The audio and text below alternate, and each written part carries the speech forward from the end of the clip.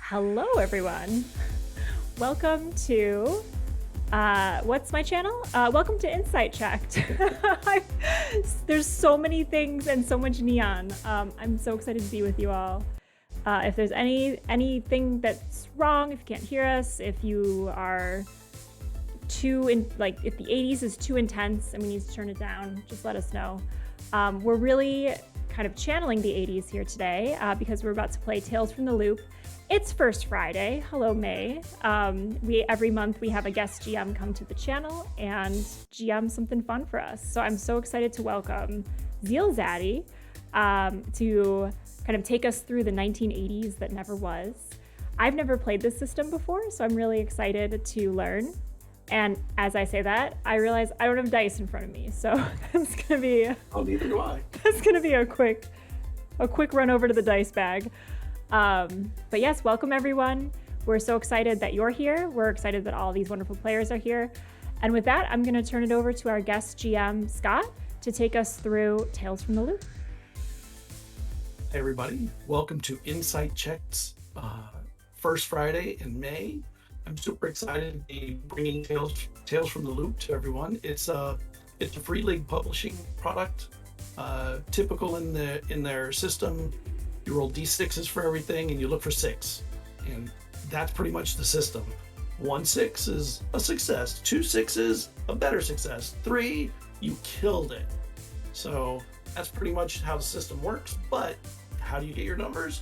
You get your numbers from your stats and your skills, and occasionally you get a bonus from something like luck, your drive, like what's making you do stuff, your pride, things like that, which are interesting stats. Call them stats. I'm not really sure if I call them a stat, but they're like a bonus thing. This is a game set in the 1980s that really wasn't. If you're familiar with Simon Stålenhag's art, he was the creator of this, of the art that became this game and also became the TV show on Amazon Prime. So it's the 1980s where a few things happened scientifically that advanced everything a little bit. Robots are commonplace. They're used as workers in communities and neighborhoods. There are flying vehicles called magnetrine vehicles that basically float, more like levitate, and then they can fly like a helicopter, but they mostly are interesting because they'll levitate and be there for days because they sit on the magnetic fields of the Earth. Makes them very cool. But also things like physics and particle properties have leapt ahead in ways that are very unusual. But we're not playing the scientists. No, this is more like the 80s TV shows and movies we all know and either love or hate. I don't know which is your bent on that, but we're playing the kids. Every kid in this game is between 12 and 15. One interesting thing about the role that I love is the kids cannot die. So there's really no sweating that, but they can be punished in ways that are just terrible. They can be sent to their room by their parents and maybe be grounded for a week. They could still get injured. They could become exhausted when you're being chased by some terrible beast, things like that. So this is a game about culture and being somebody from now. It's also about culture shock, which is, you can tell we are all trying to do our best with some 80s stuff, and I think the players did a much better job. But so why don't we let everybody go around and tell you about themselves and their characters. I think I love their characters. So I don't know which order if you have a particular order, Allison, that you like to go, or Yeah, let's go with screen order. Let's go with Matt. Your screen order and my screen order are very different. My name is Matt. I've been playing role-playing games for almost 30 years, and I have probably sat in a player's seat maybe 30 times in that 30 years. So I have like new player discomfort for tonight. Excuse me. I'm playing little Nikki, who is in the the game mechanics, his type is a hick, but he's just a good old boy who wants to be a good friend and a good neighbor to everybody. Very mechanical, not a great talker. Spends his time listening to metal and tinkering. And next up, we've got Hedge or Charisma playing Minnie. Yes, hello, I'm Charisma, aka Minnie Cartwright, the little ball of sunshine who is a weirdo. Like her class is the weirdo. I've been on both sides of the screen before, never played this system previously, but I freaking love 80s movies and TV, so I'm gonna do my best to pretend I'm 13 and not swear up a storm. I'm very excited. At least not around the parents. Right, or at church. Or a church. And Reba playing Skip. Hi, I'm Reba. I love playing role-playing games and telling stories and, just the whole experience of it. So I'm happy to be here. Thanks for having me. I'm playing Skip, who is the jock. I play baseball. I'm pretty good. Pretty good.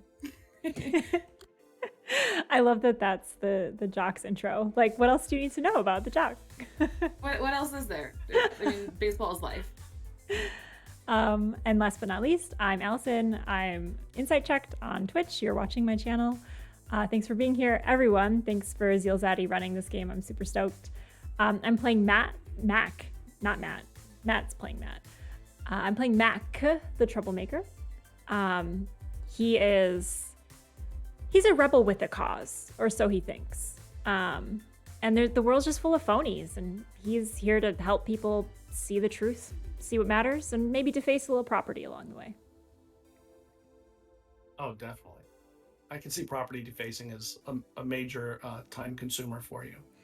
So the way this game is played is the idea is we're making a movie or a TV show set in the 80s, so it's done in scenes. We run scenes, we end them when we feel like the energy is done for that scene, and we cut to the next one. So I sometimes use like director camera calls, like cut, fade, cross dissolve, to move from scene to scene, to try and make it feel like we're really in the Breakfast Club or some other cool Heathers. Maybe not Heathers. That might be too dangerous.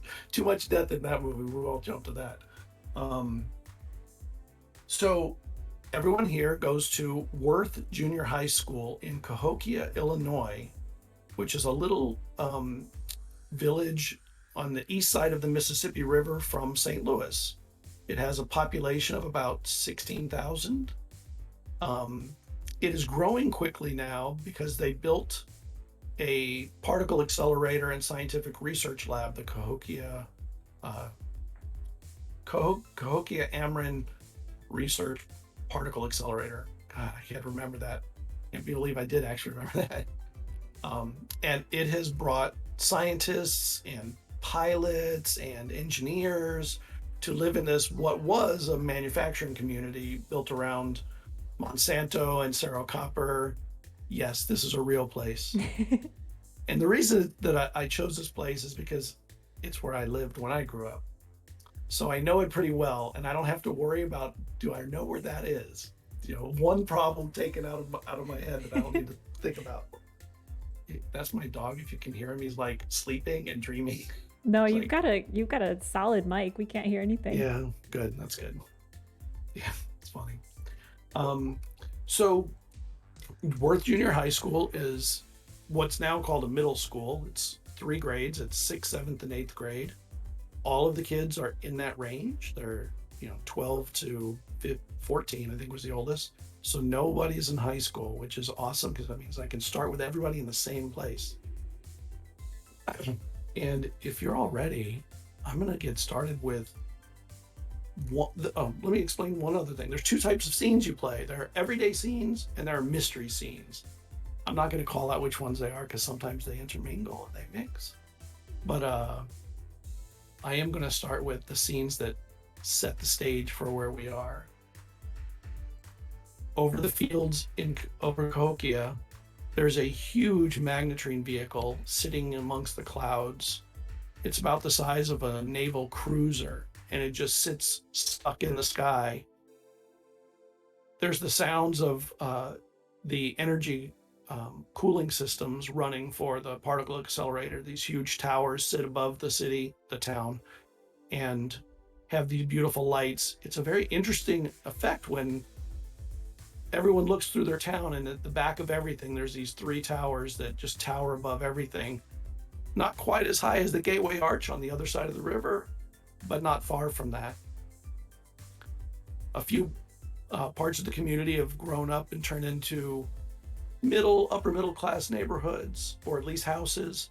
But a lot of the places, mostly workers that are now supporting the loop. They're engineers, they're drivers, things like that. So we're not quite exactly where the loop is, so that's where we're all at. And everybody is in class knowing it's the last period before the Friday ends. Only a couple more weeks of school. I'm going to start with Mac, if that's okay. So Mac, you're sitting in the back of the math class, and it's the year you were warned about, when math goes from numbers to letters. The hardest year in math. You know what that means. So there is another kid in the class that's pretty tough, though. Zach. It's Zach and Mac are always seen as the tough kids of this class. And Zach is just staring, glaring at the littlest kid in the class, named Andy. Andy's kind of you would consider him a little bit of a weirdo. He's always a little bit dirty. He has grease under his fingernails all the time. You don't really know why. You never really seen him digging ditches or working on cars, but he always is. His hair's disheveled, and he's trying to avoid the stare of Zach, and there's no getting around it. You've had a run-in with Zach once or twice in the past. It never came to fisticuffs or anything, but it came close once or twice. As he's looking over at him, he looks around and sees the rest of you looking at what's going on, and the teacher's just droning on. Mr. Edwards, that's your math teacher. And just as the bell rings, Zach looks over at him and says, "I'll see you outside, Andy." And Andy jumps to the door as fast as he can. Andy, you can tell he's small because at this age, some kids haven't had their growth spurt yet. He's one of them. You know, he might be 70 pounds wet. And you know that Zach is probably a good 120. You know, pretty tough kid. And the teacher looks around. "All right, that's it. So make sure you do your homework. Get in all your work on Monday. Have a good weekend, everybody." And he opens the door, and Andy is out. What are you doing? Oh, man. Probably Well, going home. I guess I finished writing on the bottom of the desk, like the underside of the desk. I have a Sharpie out, and I'm just providing my commentary, for future generations, how useless math is, and where I hid the answers to next year's test in the floorboards. Maybe I put like a little math equation to see if they can like figure out which floorboard, but I'm bad at math, so it's probably wrong. Right. They always check the wrong one because of it. So I capped the marker, and the fumes are kind of getting to me at this point, so it's probably for the best. And at this whole time, just kind of like glancing up, I keep making eye contact with Zach, just trying to catch his eye. And just like every time I lock eyes with him, or he looks in my direction, I would just give him like an almost imperceptible nod, like kind of like a not cool look. And I guess, yeah, looks pack back up my at you. stuff. He's throwing his shoulder bag on. He sees you back there, and he doesn't nod back, but he definitely holds a stare for a moment longer than he or you are probably comfortable having it. I cap the marker At with least he a is. flourish, just like an extra hard click as I cap my Sharpie. He holster throws it. his bag on. See you Monday, Mr. Edwards. And he walks out the door. He looks back once over his shoulder, though, as he goes. Hey, Mr. Edwards. Yeah. Do I gotta turn in all that homework I didn't do from like the past month? Only if you want grades for it. Okay, cool. I'll follow him out the door. You know, though, there's a grade off for every week that it's late, right? it's, You know that, right? it's all fake, Mr. Edwards. Math, you mean? Mac pauses to think about that. I mean, yeah, but also this class. It's part of the system. Yeah, it's a fake class. I'll see you on Monday in our fake class. Have a good weekend. Say hi to your dad. At the mention of his dad, he gets really quiet. Yeah, whatever. Grabs his bag, rushes out of the class as fast as he can. You get out in the hall, and it's a crush of kids. At Friday, everybody's heading home. While you're contemplating your next move, I'm going to hop over to Skip. Actually, before we do that, Mac, do you want to describe yourself before we move to Mick? Yeah. Or to Skip, I mean. As Mac is kind of navigating the hallways, you see him. He's like a medium build young man that carries himself as though he's much bigger and tougher. He's got kind of brown hair that's, I guess, in a proto-emo look, just kind of like swooped over his face a little bit. Big hats that he wears from presumably his dad. They don't really look like things he'd be interested in, or they're a little ill-fitting. He's got plaid, like tattered plaid, like it's not like well kept, thrifted probably. Black t-shirt with The Clash, I think is the band. Yes, his theme song is definitely from The Clash. So he's got The Clash written across his t-shirt. And yeah, just kind of like knobbly knees, knobbly elbows, big gray blue eyes, and just like keeps flipping his hair out of his face, like playing with it way too much. Cool. Yeah, The Clash was a cool band at the time. Very cool. Skip.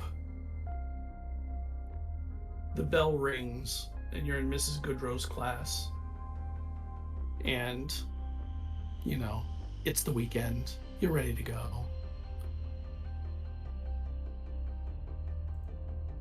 As you head out, Mrs. Goodrow says, "Hold on, Skip. Can you give this to your father?" And she opens her drawer, and she takes out an envelope. It's sealed. It has like the Worth Middle School logo on the envelope. Have her take a look and give me a call when she can, okay? What is this? It's a letter for your mother. Or your father. Okay, what's it about? It's about adult conversation, not for kids. So can you give that to them? Can I count on you to at least get it to them? Yeah. All right. And don't open it. It's sealed for a reason. All right? I can trust you, right? With that, right? Mm-hmm. Mm-hmm. All right. Well, I'll see you on Monday. Have a good weekend. Okay, you too. I shove it in my backpack. Okay. And as you head out the door, Shuffle out the door. right? As you get out the door, once again, the kids are just filling the hallways. And you're met at your locker as you're heading to your locker by Mike, who's on your baseball team. Practice is canceled. Coach says it's going to rain, so we'll be starting again on Monday. What? Another Rain? It's 2 canceled weeks. for rain? Apparently, they just redid the fields. And they don't want us to mess it up. Our cleats apparently are going to cause problems. I know. Darn it. We have our next game against the Orioles next week, and we gotta play. We gotta get good. He sees that when you open your locker, he sees your Reese's Pieces in there that are opened already, just sort of left open. He grabs the bag and pours a few in his hand. I know what you mean. And the Orioles aren't even very good. It's an easy win. We need the W right now. Right. I mean, playoffs are coming. We got to get ready, and we're not ready. So, I don't know. What are you gonna do this weekend? Anything fun? Oh, I'm going to the cards game on Sunday with my dad. You going to the cards game? And I tried to get you a ticket. I couldn't get one. I'm really sorry about that. He got box seats. He worked for the bank that worked for them. He got his box seats. I'm so sorry you couldn't go. It's so cool. He pops in your Reese's Pieces, eats them. Well, take it easy. Maybe we'll get together over the weekend on Saturday, you know? Yeah. All right. Thanks. And he grabs the bag with the rest of the Reese's Pieces. And he heads down and disappears into the hallway. It's fine. Down the hall, you see your friend Mac kind of coming out of the class. He has a kind of a glare on that, you know, he often has a glare on, though. You know how he is. You want to describe yourself, Skip? Yeah. I am a kid, 14. Got lots of freckles, sunburn, covered in band-aids from sliding into bases. You're probably wearing a cards shirt too while he's in class. Yeah, all the time. Oh yeah. It's like his non-baseball uniform is a baseball uniform. All right, and you see. So I say Mac, and I'm just sort of wave, like gesture, like hey. He gives you a wave. It's at first like very enthusiastic, like he sees you and like something sparks in him, like a familiarity with you, like hey, and then like he does one of those like, I don't know, from Greece, the Danny Zuko like control yourself motion of, no, we're in school and it's not that cool to be so excited. So his arm kind of goes from an enthusiastic wave to just kind of limp at his side, and he gives you a nod. Hey, Skip. Hey Mac. That's good. You all right? Well, first of all, math class is pointless. I don't know if I'm gonna go for the rest of the year. It's just kind of like wasting my time, you know? I mean, I guess, but it's also school. Everyone says that like it's important. I don't know why. I mean, what else would you do? Oh man, Skip. There's like a wall in the back of the school that's completely blank. Like there's just like no images on it, nothing. Like it's just like waiting for someone to come by and say, this is what this wall was for. And it's gonna take a while to make it look good. Wait, you don't... What do you mean? I mean, Yeah. drawing graffiti on the... Yeah, he says it loudly as you say it quietly. Can't do that. It's school property. Listen, this school stands for nothing good. Do you know Andy? Yeah, I mean, I think... You know of him. You've seen him here or there. He's not a popular kid, so you probably know what he looks like, but couldn't tell you anything more about him. Yeah. He's dirty, maybe, sometimes. Yeah, well, that kid's gonna get beat up. That's what this school does. Creates a space for people to just go to the top of the pile, think they're all that. Take care of the little dog, the underdog, you know? Inside your class, Nikki, you are sitting there staring out the window past the flagpole and the bicycles, and you see a station wagon pull up to the B7 bubble, which is what the common term for the weather station that's across the street from the school. It's like a little building with a big bubble on the top. Actually, while we're here, why don't I show you what it looks like? So, can you bring up the other screen for a second? Yes, you have great faith in me. Keep going and I will do this. Just have to go to the other overlay for a moment. Let's hope we're all there too. Let's hope it. Nope. Give me one moment. I see something. So while that's going on, I'll be talking to you. So the sky's gray and cloudy outside, not the best look for a weekend. And then you remember that Uncle Boogie said he would teach you to drive this weekend. Oh my God, Uncle That Boogie. is if the truck runs. Of course, it's illegal for you to drive because you're 13, but Uncle Boogie don't care about that stuff. You're like down a dirt road. It's not really dirt, it's gravel, but same thing. And you kind of hear somebody talking. Interested in being a meteorologist, Nick? Work the weather stations, maybe? A storm chaser, even? And it kind of registers that might be the teacher's voice. And then you hear a bunch of kids laughing.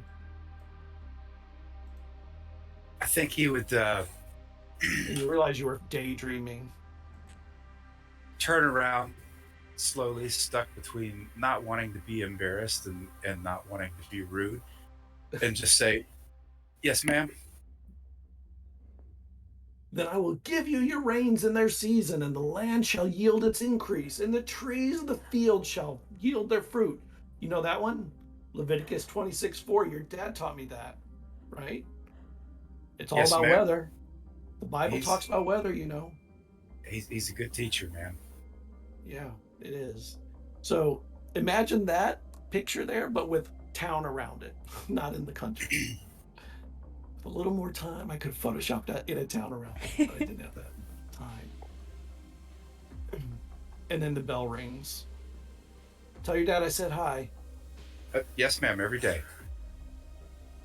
But as you're walking out, you realize nobody ever pulls up to that thing. It was weird to have a car even pull up. You look at it every day and nobody's ever there. It's an old rundown building.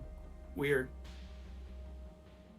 You can go back to the other thing. I just want everyone to see the weather station across the street. When you get out in the hall, right across from you, you see Zach and Mac talking as they're closing their lockers and heading out.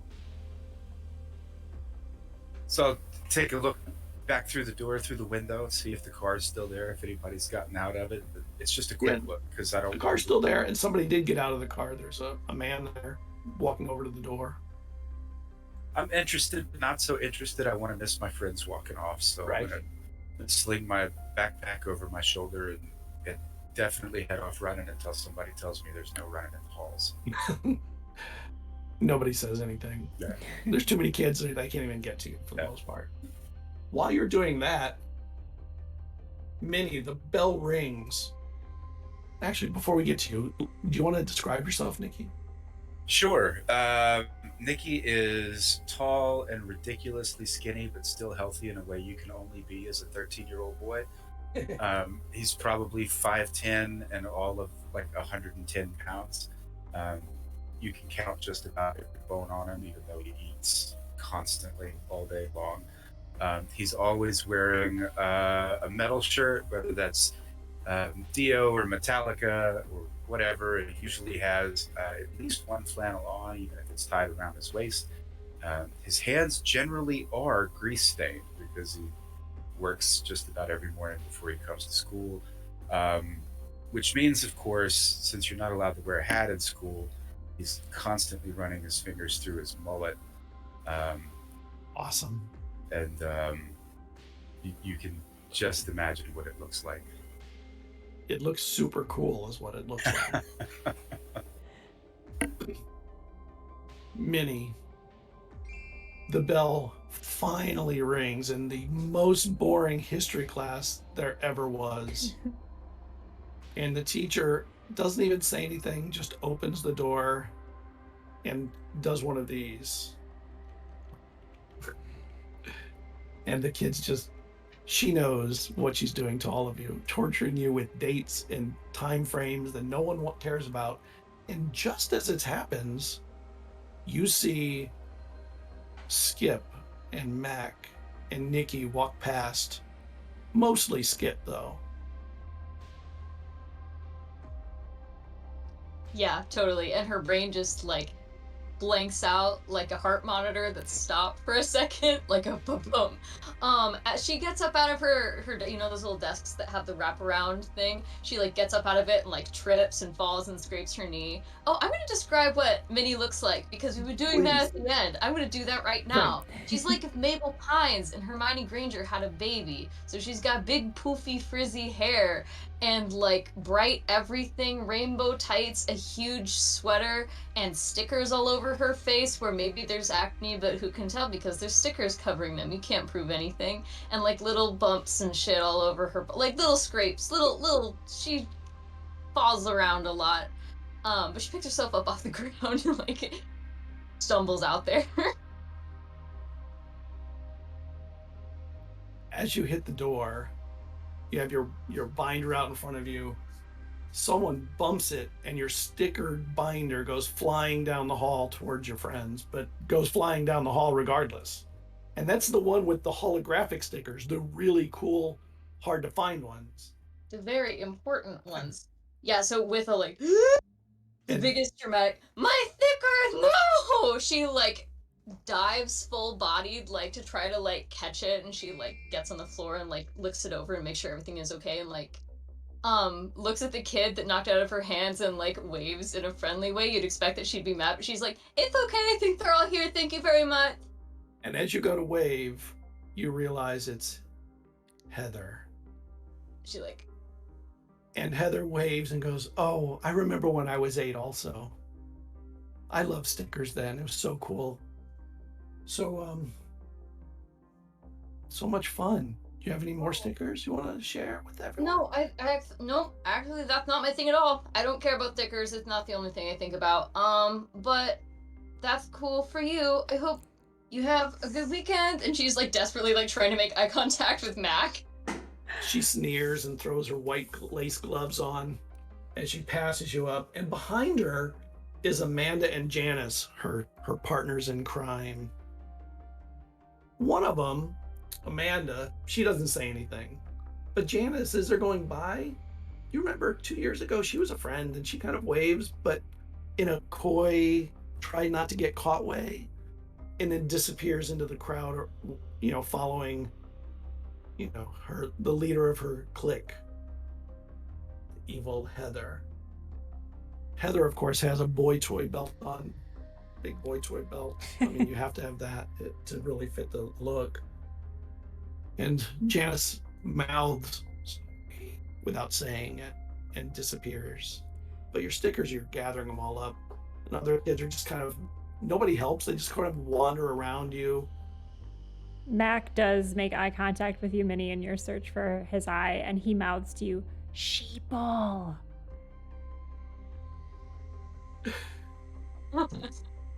One thing that always happens on Fridays, it's really odd. The 4 of you end up like side by side as you exit the school doors. It fits the 4 of you perfectly. 2 to each door, it's double door. And whenever you guys go out, it's always like this. It looks like it's slow-mo as you exit. But Minnie, of course, is catching up. Oh, you guys, sorry. Normal things happen. Wow. Tell you what, Heather is mean, but her fashion is like very cool. And Minnie like kind of like she got braces and she like gets some food out of there. So we cut to a slow motion scene of you walking out and heading to the bike racks, which are right across next to the flagpole. And there's a bunch of kids gathered in a circle right near the bike rack. And you hear kind of yelling at going on out there. Only one thing draws a circle around kids in middle school or junior high school. Everyone knows what a fight circle looks like. It's the worst. What are you guys doing? I think Mac Now would they're all together. inform the other kids. Yeah, it's gotta be Zach. Taking out his misplaced middle-class aggression on some kid that's smaller than him. Well, that's not right. He has a lot of pain inside. But what was it you were saying, Mac, about the proletariat fighting instead of capitalism, or... Yeah, I read a library book about it because school doesn't teach you things that you really need to know about. I don't really understand most of it, I'm gonna be honest, but it seemed pretty cool. Nikki, maybe if you let them pet your dog, they would stop fighting, I bet. Well, I think if everybody just had a dog, they'd maybe want to fight a little less. But since there ain't no dogs here, Mac, maybe we should go see if we can break it up. Alright, but if I get in one more fight, they said they'd expel me. Maybe my dad can put in a good word for you. Your dad Starts does know. to rain a little bit. Just a sprinkle. Nothing major. Just his baseball cap. Your dad does know how to take care of things. Skip, you want to hold my bag so you don't get suspended from any games? This is why we're friends. Bag. Yeah. And suddenly there's a cacophony of fight, fight, fight, fight coming from the ring. And you hear the telltale sound of somebody getting hit. Mac feels a little amped up and he'll look at Minnie and says, I don't know too much about the proletariat, but let's go proletariat on them. He kind of punches his my secret. fist They're in his getting hand. hurt. They need to feel better. I had to put my dog down on the floor. He was sitting on the couch. and it's a dachshund, so he can't jump. It would hurt his leg. Already back at me. Yeah, I have two dogs, two dachshunds, and a cat. And they So love cute. playing with each other, which is so funny. So, what are you doing? So, the fight circle is there, and you hear, you got it or not, and you know that that's Zach yelling at somebody. So, you know who was in there. Just as you Max get to the edge of smooths the ring. his emo hair over his face, just kind of like almost, just not even realizing he's touching it, just kind of smooths it down. I guess he and Nikki are kind of always like petting the hair on the wrong side of their head. Like you got the mullet, and he's got the front mullet. You make quite a superhero duo. He looks at you, Nikki, Right. kind of haphazardly touching his hair. You make Alright. an 80s superhero duo like the Wonder Twins. Right. Yeah, I'm going to go push my way through the circle into the front of the crowd with all of the self-righteousness that a self-appointed fight breaker-upper has. Yeah. And Mac you will see do Andy- it, but like in a cooler way. He'll try to be cool about it. Like this is beneath him. So you see Andy shaking his head no to the question about whether he has it. And Zach reaches to grab him. And you can see Andy has a busted lip and like a bruised face, like he just got punched. And as he does so, Andy, the little one, kicks straight up in the air and into Zach's balls. And you see Zach, his eyes go cross-eyed, and he goes to his knees, and Andy runs as fast as he possibly can out of the circle, and you just see Zach there like wincing, and he makes a sound that everyone starts laughing at. He goes when he gets kicked. Your mic cut out on that one for me. Oh. the decibel And of pain. Zach just looked like he's in shock, but in pain, like kicked so hard. It was like a kickball game kick. I think Mac Yeah, instinctively they're just there. just kind of crosses his legs or does a Oh, little yeah. like Grabs the bottom of your stomach and doubles over a little bit. I think The everyone crowd does. disperses, Yeah. laughing at Zach. Mac will also look around to see where the nearest adult is because someone's going to be swooping in on this scene any minute now. As you look around, you see They're the in the front back parking lot doors smoking. are closing and being locked, and there's no adults out here now because school's over. It's Friday. They're trying to get out as fast as the kids. He And relaxes they the didn't same even way notice one it. does when you're like sitting in like your favorite chair, and he just like stretches. Finally. And suddenly the rain becomes a downpour, and your bikes are in front of you, but everybody's getting soaked. All the kids are getting soaked. I'm gonna pull my hat off and just let it wash my Okay. hair. So the three of you, when he pulls his hat off and you look at him, one thing is really unusual. His face is purple. And then you realize everybody else's faces are purple, and so are their clothes now. Wait, Nikki's face? Nikki's face. Everybody's face seems to be turning purple, and so are their clothes and their backpacks. Everything is turning purple. It must be the rain because it's the only thing doing anything. And like all the kids are screaming and laughing and worried, but it's like a bright, happy purple. Kind of reminds you of Willy Wonka, the girl that goes through the chute. That Nikki. This is my favorite shirt. You guys, this is the coolest and best day. Do you see this? Are you Zach, allergic? are you okay? That was really stupid. Man, I got this shirt from a guy who got it from another guy who went to a Dio concert in St. Louis. This is one of a kind. Maybe it'll wash out. I like pulling my flannel over it to try and keep it safe. No, now it's more one of a kind because look at this purple rain, though. Who's ever seen this? This is really neat. I wonder if I drink it, if my organs will turn purple? Don't drink it. We could Well, try. I don't think you'd know, Manny, if your organs turn purple. You're right. Well, Don't think of ways to find out, Minnie. Don't go there. I'm sure there's at least a little awning under the school. That's where I'm gonna stand and try and protect my shirt. Mac Yeah, there's a little bit surreptitiously over by the takes front doors. his watch off and puts it in his pocket as he sees things starting to get stained. similarly protecting the binder of stickers precious in the backpack. Well, interestingly, the binder, which is plastic, it's just running off of that. It's not staining it. It seems to be staining the porous stuff. Skin, clothes, hair. The grass is turning purple. The trees are turning purple. Everything's turning purple.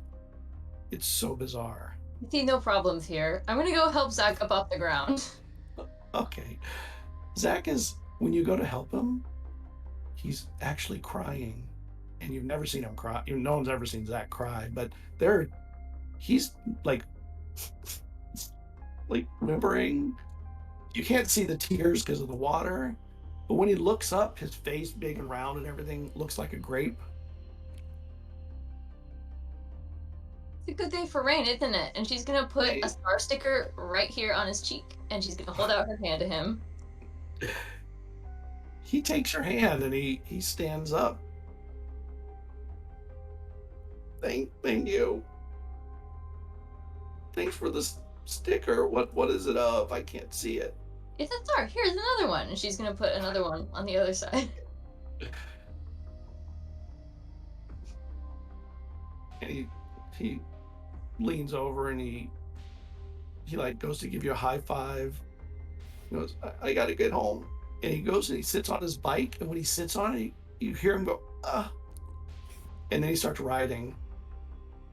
So I think that as I'm watching Minnie and Zach go through this encounter, it just so happens that the camera angle behind Nikki, so you see the back of Nikki's head, and you see Minnie and Zach.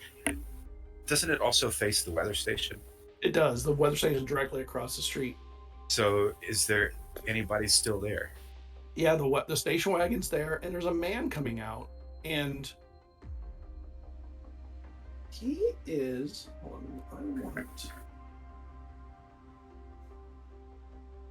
Can I get an investigate roll from you, Nikki?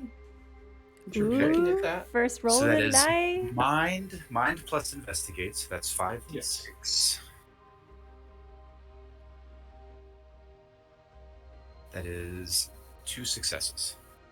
Okay, so he's coming out. He's got a box. It's a station wagon, a brown station wagon, like a Bel Air station wagon sedan kind of thing. And he opens the back and he puts it in, and he turns his head and looks over, and he gives you a kind of an awkward smile. It's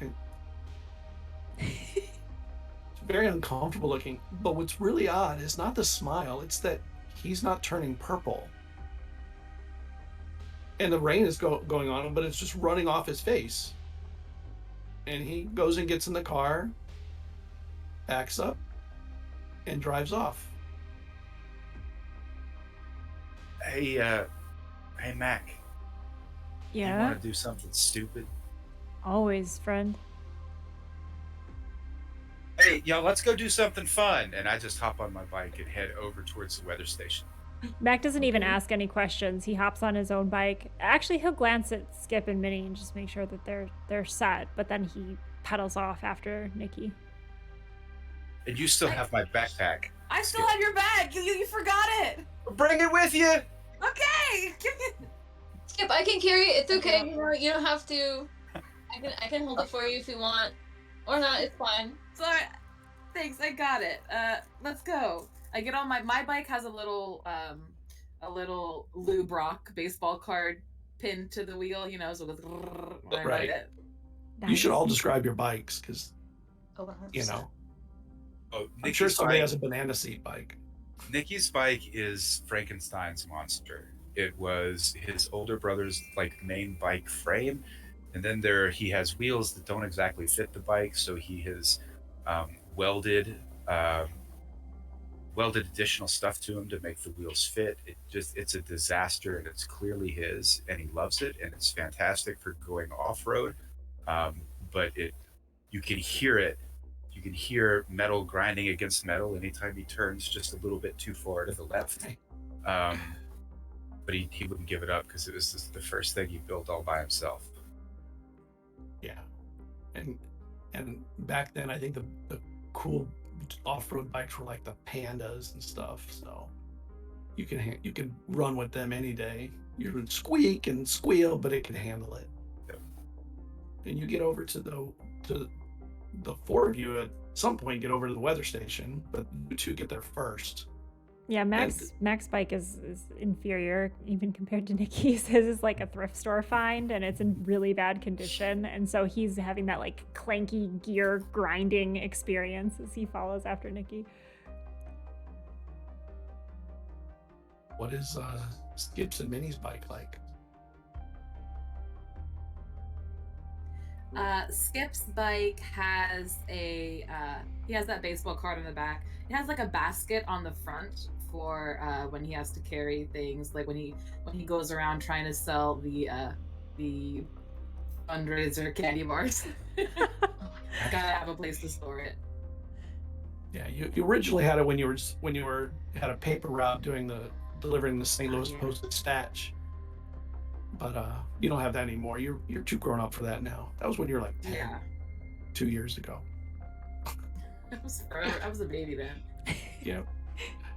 And Minnie, what's your bike like? I'm most excited about hearing what your bike's like at the moment. I describe this bike. Minnie's bike is like a kid's bike, but she has the seat cranked like all the way up. It's got super big, long, loopy handlebars, like bull horns, and then there's like pink tassels hanging off of them, and there's like a type horn. There's a white wicker basket. It's teal. It's got like shiny stickers all over it.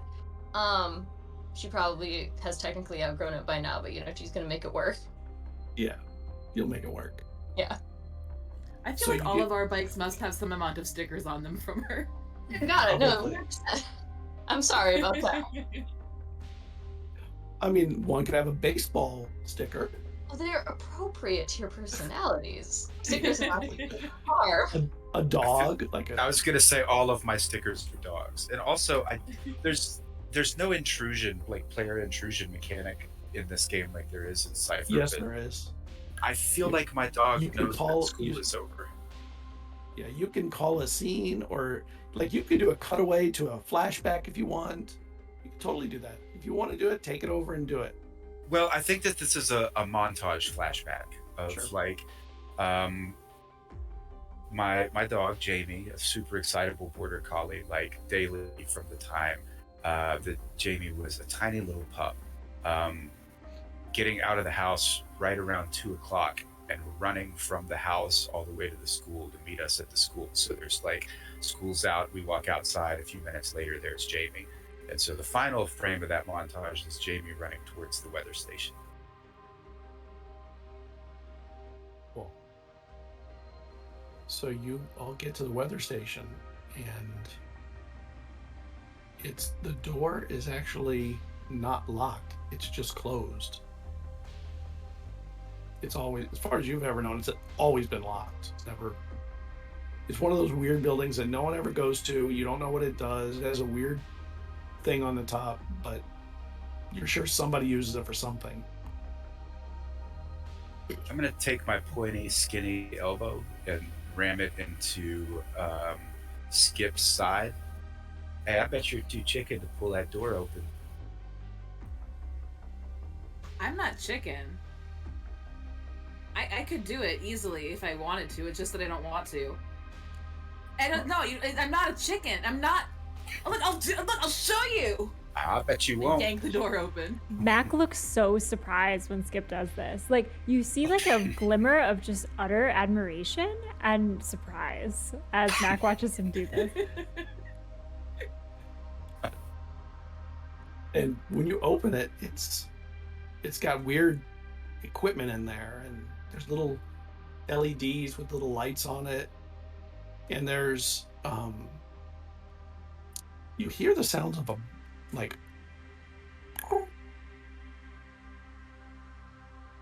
from inside. Now, Nikki, he knows that that's the sound of a bird living in the place somewhere.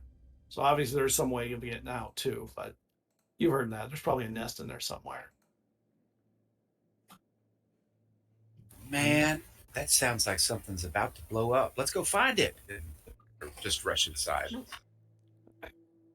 And when you go inside, you see on this wall of machines, there's actually one little screen that looks like what you have seen that reminds you of like computer screens. You've never actually used a computer, but you've seen like war games. You know what a computer screen looks like.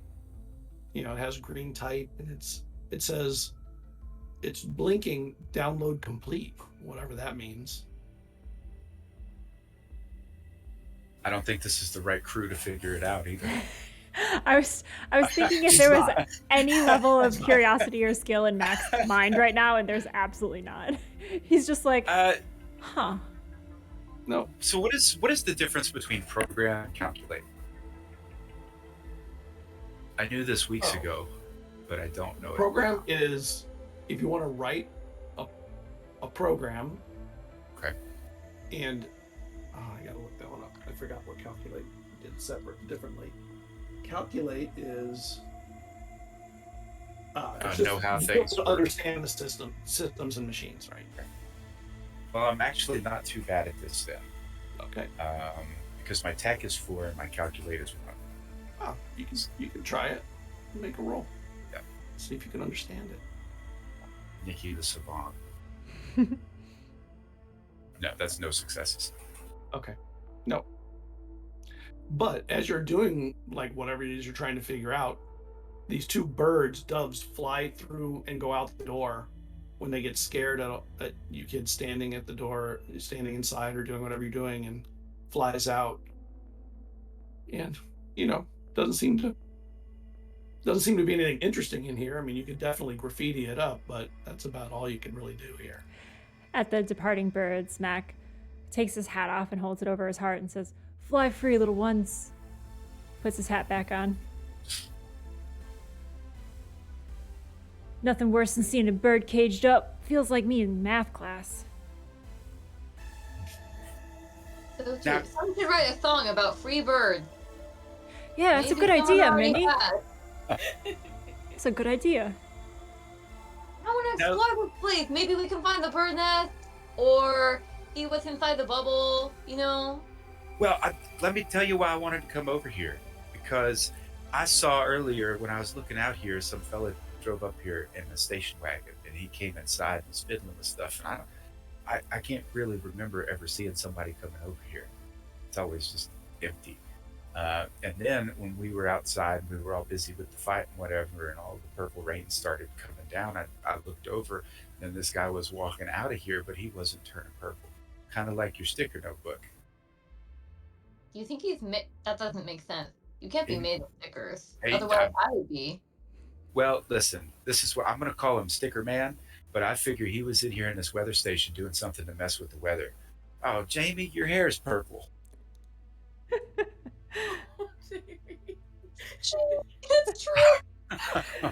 Mac will ruffle Jamie's fur and just kind of muss it up and give Jamie a little mohawk with purple fur.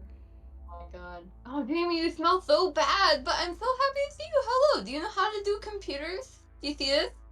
You're good at tools, I think.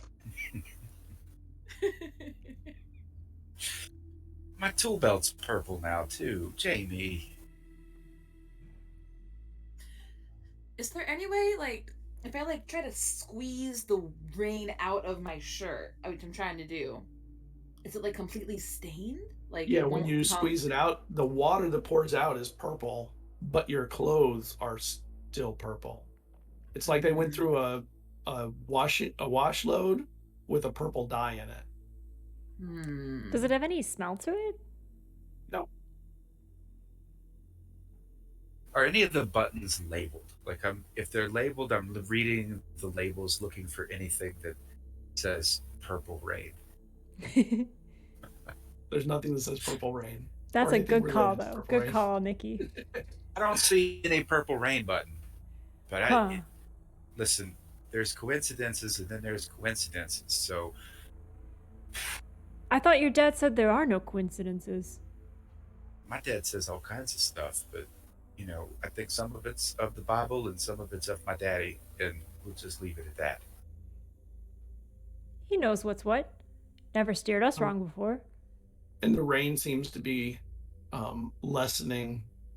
And after a few minutes, it stops raining altogether.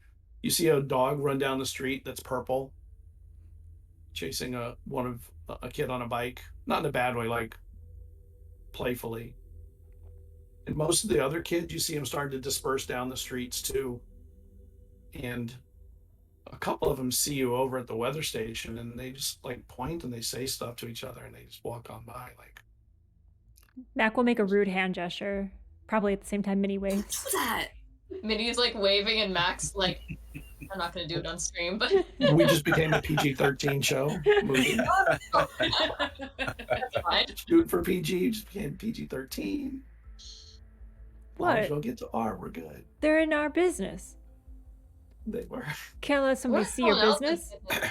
We should see if there's something purple in here. Maybe it's a weather station, right? So they make the weather? That's how it works. I'm pretty That's- sure. Well, I would have never thought that if he hadn't come over here and he was the only thing that wasn't purple. Yeah, let's check You it know out. what? I don't know how any of this works, but I'm just flipping switches and Yeah, dials click a button until and do it. until alarms sound. And eventually, you hit enough switches doing things, and the screen says collecting weather data as of, and then it sets a date, and you see a date and time. Well, maybe is it a date in the past? No, it's this moment. Hmm. All right. This is Friday. It is. Okay. You have the weekend. I think we should come back here tomorrow and see what it collects. That's a good That's idea. true. Computers take a really long time, I think. Mm-hmm. But we don't need a computer to tell us it's purple outside. Everything's purple that is organic. I think you're right, Minnie. We don't need a computer to tell us it's purple outside. Such a good quote. That's That's right, Minnie. We don't need any of this stuff to tell us anything we already know. We just need to experience the world. Just live in it. Come on, let's You're right. get out of Those here. flash in the purple, like this is the best day ever. I'm not even sure it's real. We could leave a sticker though, so that they know we were here. That's polite, right? I think so. I And think yeah, we should leave a bunch of stickers. You are right. let's see if this purple I can don't know draw about and this. stuff. As Skip says that, Mac is like reaching into a purple puddle and seeing if he can graffiti with it, just like finger paint style. Doesn't seem to stick to anything except the wood on the table, because it's a wooden table in there. It would absorb into that a little bit. He'll write That's it. with his thumb, "We were here," and the E on the end is backwards just for flavor. Oh, Right. that's ominous. I like Cool it that. up. That's good. I'm gonna put a little like Lisa Frank rainbow unicorn next to "We were here." Oh, that makes it less threatening sounding. Well, yes.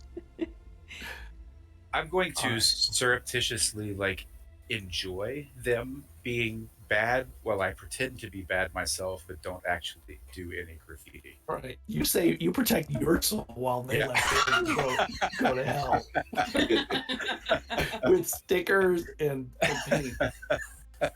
Hell is purple. I will I'm go like there. watching at the door, like people are gonna see you guys doing this. All right, let's jump cut to wherever you're gonna go. Let's leave this scene. I think we've run the course of the weather station. Where do you want to go now? Where would you want to be? I mean, first think instinct you're- is our headquarters. Yeah, do you our think? headquarters. Yeah. And your uncle guy was gonna teach you how to drive, so you can't miss that. Right? Who? Uncle Boogie? Yeah, Uncle Boogie, he's going to teach me how to drive. I mean, I kind of already know anyway. I figured it out. But You know how to drive? yeah, I've been driving since I was 8. That explains why you know so much about cars. I have no ability to lie whatsoever. It's very clear he has no idea how to drive. He's not been driving since he was 8. It's tough talk. Yeah. Take it at face value, it's fine. Okay, so we're gonna cut to you on the bikes, heading down the street. You're away from the school now. You're over by on the way to the church, and as you're going by, you see the one home in this neighborhood that looks kind of a little better than the others, a little more money in it, and everyone knows that it's Dr. Emily Adriel's house. She's like Polish or Czechoslovakian or something, but she moved in a couple of years ago, and everybody knows her because she always brings cookies to the baseball games. She loves baseball games. Weirdly, for Little League, she doesn't actually have a kid that plays in the baseball games, but she comes over and brings cookies and stuff to the kids anyway, cheers them on like a real fan, like I yells heard- for them. I heard Very she's nice. a Soviet spy. But she brings us cookies. Communist cookies. It evens out. As you're biking past, you see her out by her car. Let me show you what her cute little car looks like. You want to cut to the other one? I'll show you the car. Her cute Renault Fuego. So nice. So like modern. So unlike American cars. And she sees all of you, and as you're biking by, she says, hey kids, hold on a moment. What do you guys do? Did you finally give in and let me put bumper stickers on your French car? I'm ready to do it. And she looks at you and she does this.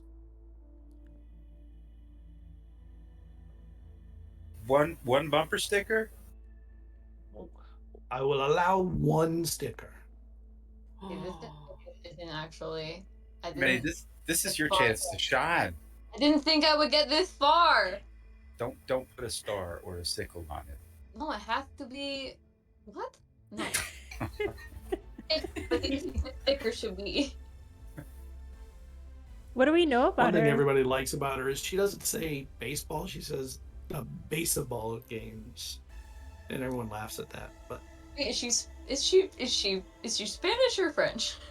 she's like Eastern European. European. She's European. I'm going to put a cookie in your car because you give us cookies. Thank you for the free cookies. Which is technically communism, but You're great. Thanks for not turning me in when I broke that fence of your neighbor. No problem. You stay away from the lake in the fields, okay? It's just not safe right now, okay?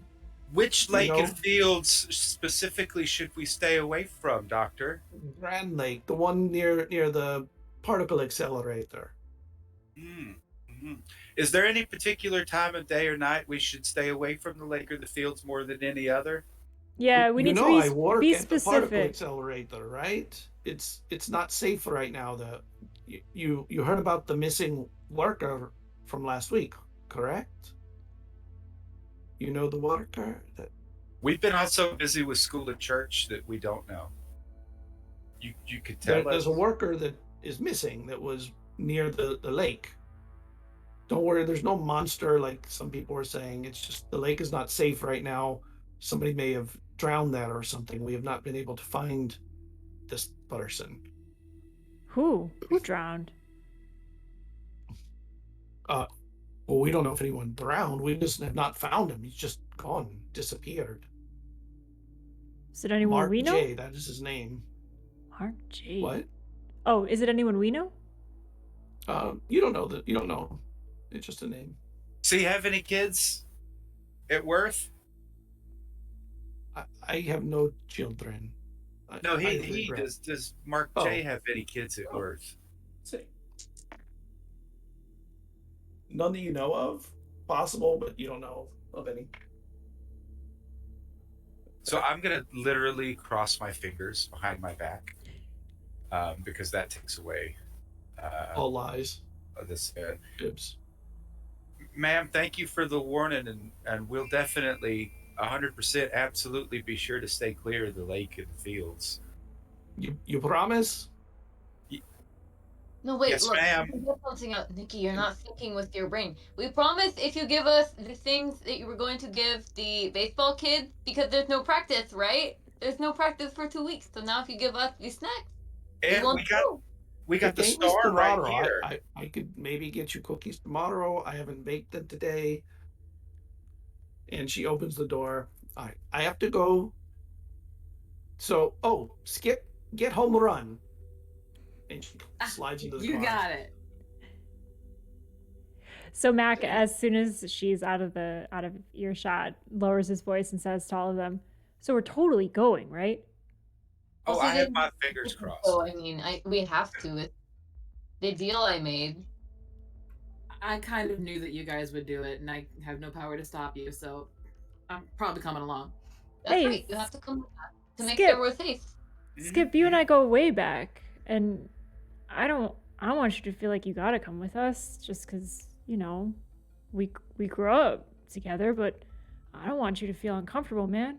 Yeah, you shouldn't feel like it's something you have to do just because your friends are going and they might be in danger, Skip. And I'm going to elbow Minnie with my Oh no, yes. the Peer elbows. pressure is bad. Not on TV. And you're about a block away from the church, and the lake is on the other side of the church. So you could even stop and get a snack on the way if you wanted, if necessary. All right. So we're gonna cut to the church. You're at the church, and of course, Uncle Boogie does the lawn at the church, but the lawn shed is sitting open, and he's inside watching a little black and white TV because the grass is all wet. He can't do anything right now. Hey, He's not Uncle Boog. looking at. He hears you coming up, but he's not looking at you. He's looking at the TV.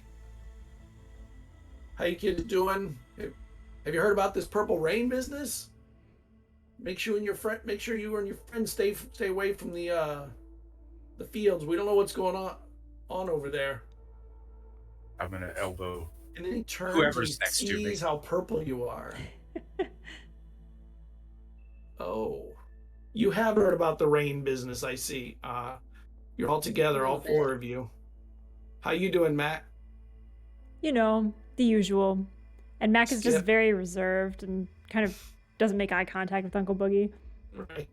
And he knows you don't want to, so he totally tries to make eye contact in an uncomfortable way. He's Just- the only ex-con you know, by the way. Yeah, and Mac's energy and body mannerisms match his almost exactly, but Mac is just not having it. So like as Uncle Boogie like gives him something to work with, he's just trying to do the opposite. But it's hard for him to not look and sound and kind of have the vibe of Uncle Boogie. So it's almost like watching a mirror try to not be a mirror. Like he's just trying to do things that are unnatural to Mac. Like he tries to stand up straighter and he like pushes his hair up above his eye and like he just looks really weird. And he runs his hand through his hair and throws his big curly locks back, his long hair, mid-back even. This is what I'm talking about. Look here at the news. Can you play that audio file, Allison? I the can news file that I indeed. sent you? I can indeed. Purple rain is an anomaly that has never been experienced in this area. Dr. Emily. I just realized that the players can't hear it. I Can you guys can't hear it on stream? No. I'll have No. to unmute stream. I can If- play it. If you It'll just come through my mic. okay, So give me a second to pull it up. So he's just listening to the news and watching the news. And give me a second. players don't even watch our stream. I don't know how to do it without getting the echo. I have it up, but I have Fair. it muted. That's very fair. I have it muted too. In a second, you'll hear it through my mic. So if you can hear my mic, you'll hear it. I'm bringing up the file. Yeah, as Uncle Boogie is like flipping his hair back, Mac had his hand in his hair to flip it back and he tries not to, but he's like very conscious of everything he's doing in this moment. He looks very awkward. I think Nikki can't even pick because he loves Uncle Boogie so much, but he sees him taunting you and just can't even jump in. It's just a disappointing moment for him. He knows how it's going to go. Oh, hold on. It started playing. I need to play it louder. Hold on. Yeah. It's definitely not loud enough. I don't even know where it went. I think the noise suppression on your mic is too Oh good. yeah, your mic's too good. What if you dropped it in chat for everyone and I can play it for stream? I open up the stream also because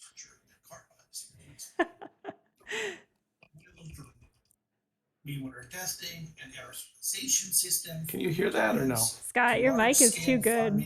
Efficiently, and Oh, that's pretty good. that does the cloud seeding got Can you stuck start it in again? the on position and created a massive cloud inside a even more massive upswell that in turn became a bit of a biblical-like purple storm. What? For those in Cahokia and the surrounding areas, at least. The dye is harmless, but alas, it will not wash off skin or clothes, but will wear off in about 3 weeks. Cars and not porous materials are generally safe from the dye, and I need to apologize for this terrible accident, and I hope everyone can forgive me for this. Not everyone will be upset. I hear the dry cleaners are planning to build you a statue. In other news, another part of the maintenance worker, Mark J., has gone missing. A second missing worker in under a week. Both were last seen near the Carpa cooling tower fields. We recommend you stay clear of the area. If you've seen him or know his whereabouts, please call the emergency helpline below. That was really the experience of listening to a TV at Uncle Boogie's house. Yeah. It was awesome. it really was. I can read it to you. No, we could hear it. No, we got it. Yeah. Okay. I think I Yeah. got the gist. There's a die from the Cloud Seeder. Now it's on the town. Too bad sucks to be you. Mark J was a maintenance guy. Out of character, I want to say you sounded amazingly like Dr. Doofenshmirtz. I don't know what that is. Is that from the Simpsons or the No, just say Perry the platypus. Just say it. platypus? Okay, Yeah. Yeah. All right. So, see, purple rain, people going missing around the lake. You should stay around the church. The Lord will protect you. And he says it in a way that seems like someone who's a pseudo believer might say. We'll and again, crossing my fingers, definitely 100% make sure to stay around the church, Uncle Boog. Hey, we're gonna get some snacks. Yeah, snacks. Maybe make sure that all the leaks are plugged up in the snacks, that there's no. He just looks at all of you with knowingness. Stay out of turns back trouble, to his Uncle TV. Boogie. Stay out of trouble. You're the best, Uncle Bug. You should give him a big ol' hug. He accepts it. It's a little awkward, but he takes it.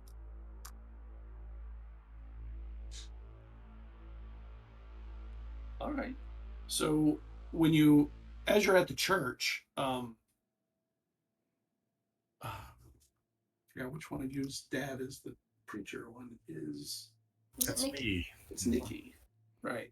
So your dad's there, walking around the church, and he sees all of you. When you go out today, can you bring the box of Springfest decorations to Mrs. Warner? I know we're a month away, but she's been asking incessantly. So, and just stay away from Andy for now. I'm working with his mother to get Andy off that Dungeons and Dragons stuff. It has demons in it. I've heard all kinds of stuff, Daddy. We'll be sure to take it to her. Is it going to fit in Skip's basket? No, you'll probably all have to carry some. And he hands you a little note, and it has the address. It says 602 St. Cecilia Drive, Cahokia, Illinois, 62206. The Warners. Now, is this on the way to the lake, or is this a big detour? It's on the way. I mean, it's not directly, but it's not far off. I'm gonna go make sandwiches You could actually go either way to either the lake or the house, and it would be not a big deal either way. I'm gonna leave everyone awkwardly alone with my father while I go make sandwiches. So I'll be back. Can I do a flashback scene? Sure. Is that something we do? Okay. Yep. Yeah, it's as little Nikki steps away, and it's kind of just his dad and us. There's a scene in Mac's mind of his dad and Mac kind of, I guess maybe Mac was in detention or something, and his mom couldn't be there to pick him up, and maybe Nikki's dad picked him up. But they're driving back in the pickup truck together, and it's kind of just like an awkward silence. Oh, doggy! Yeah, this dog cameo. Attention. Oh my god, what a sweet little face. Yeah. So cute. Don't lick me. I want to be licked. He just sang hi for a minute. Oh my He wants me to gosh. do something. I don't know what it is. So He precious. want to go outside to go potty. But he can go out. He has a doggy door. Oh. So go on. I'm sorry. I didn't mean to interrupt you. No, that's okay. I'm all about dog cameos. But yeah, it's Mac and Nikki's dad in the car, and it's like there's like maybe a self-righteous silence between them, or at least that's at first how Mac interprets it. And Nikki's dad says something to him that is very earnest and like caring, and it takes Mac off guard, and there's just like the scene passes between them of Nikki's dad like saying passages from scripture and Mac not immediately like rejecting it. And you see kind of as they pull up in front of Mac's house, he like lingers in the car and asks Nikki's dad another question about one of the scripture passages that he brought up to him. And you see kind of an earnestness in Mac's eyes that you all probably haven't seen before. And that's the flashback between the two of them. Yeah, excited. And he looks at all of you. So you're all going to be here on Sunday morning, right? Sunday school starts at, well, you know what time it starts. We'll see you at 9, right? All of you. Yeah, we'll be there. I'll be here. Skip, Mark. All right, good. It's good to have you all here. Your parents too. Hey, what's Nikki's last name? It's Mr. Nicky's dad, sir. Mr. Nikki's dad, sir. It's Holcomb. That sounds right. Mr. Holcomb? Yeah, Mac. You think this Purple Rain stuff is religious? I sure hope not. I'm not ready for no end of times. I hope it's just scientific. Good. He looks a little relieved, as though religion were the one thing that he was worried about. In the Bible, it's always things like locusts or frogs. It's never purple. Right. No, never purple. Good. Yeah. Whew. He looks visibly relieved. I think that's the moment for Nikki to come back in with a comically large stack of bologna sandwiches. Oh, perfect bologna. Ugh. Every kid then like Like in the middle of like shoving it into a brown paper bag with no baggies. All the sandwiches in one bag. Right. Not even comfortably in their own sandwich bag. In one of those big Oh, bags. God, Like that's a awful. flow of sandwich. Oh man, and it's like the sandwiches sloshing all over the place. There's so Like- much mustard on them. Like one slice of jumbo bologna, one slice of American cheese slathered in mustard. Right. The quintessential 70s and 80s sandwich. Yeah. Terrible. All right, so let's cut to wherever you want to go now. Where would you like to go from here? You have a lot of options. I think we could go to our hideout and prepare for our expedition to the lake. Get some snorkeling gear. There's a few places, right? There's the lake, there's a field, and then is the particle accelerator in the field? Particle accelerator runs under this. It's miles long. It runs underground all over the place.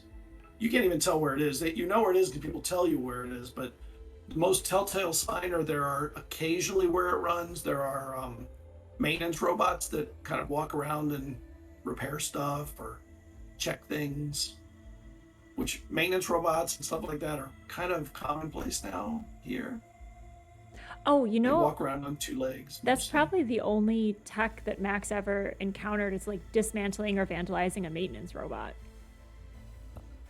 Yeah. I think he would probably have They're experience often with found that. broken. There's all kinds of broken equipment that gets left around. So there are sometimes robot pieces or old robots that are left. They rust out. There's I wouldn't say it's like a junkyard of old tech, but they do a lot of research and they have nowhere to dispose of stuff that they know is safe. But so you can find that stuff in fields and stuff that look abandoned and whatnot. Yeah, I Okay, think our Nikki, I have hideout. a crazy idea. Let me know. Actually, everybody. Nikki, what if we take like a pool cleaning tool and use it to scrape the bottom of the lake, and attach it to a maintenance robot, and have it like vacuum the bottom of the lake? That thing? Can we make that in your Bethel garage? Could I respond out of character a little bit? I don't know what your plans were for like our character introductions that you asked us to think about, but I feel like this planning scene in the hideout, as each person gives their portion of the plan, would be a great time to fade into those scenes and then back to the Awesome. group as Love a it. whole. One thing that you noticed, Minnie, though, is you're almost out of stickers. that's going to be a problem. But Oh, pardon my language. Also, we should stop by Linda's craft store because I need stickers really bad. I've been spending stickers like crazy. you have been. Should we start at All right, so where should we yeah. start? Well, I think Minnie started with the planning. Minnie started.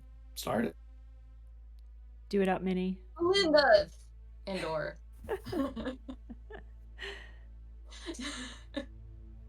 Do we have anything that could be useful in our hideout? Should we like? You I have mean- party supplies. You have old chairs and equipment from church stuff, microphone stands. I put a lot of the test answer keys down there. Like I rolled them up and shoved them in the armrest of one of the chairs down there. That's very smart and explains why it's so lumpy. That's very, very wise. Good job. It's knowledge, Minnie. It's knowledge they want us to learn.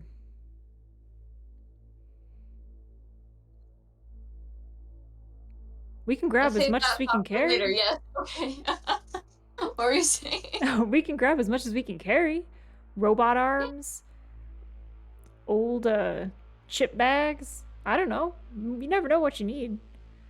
Maybe so. It's a maintenance person that went missing, right? So maybe the maintenance robots would know, like, where they went or how to find them.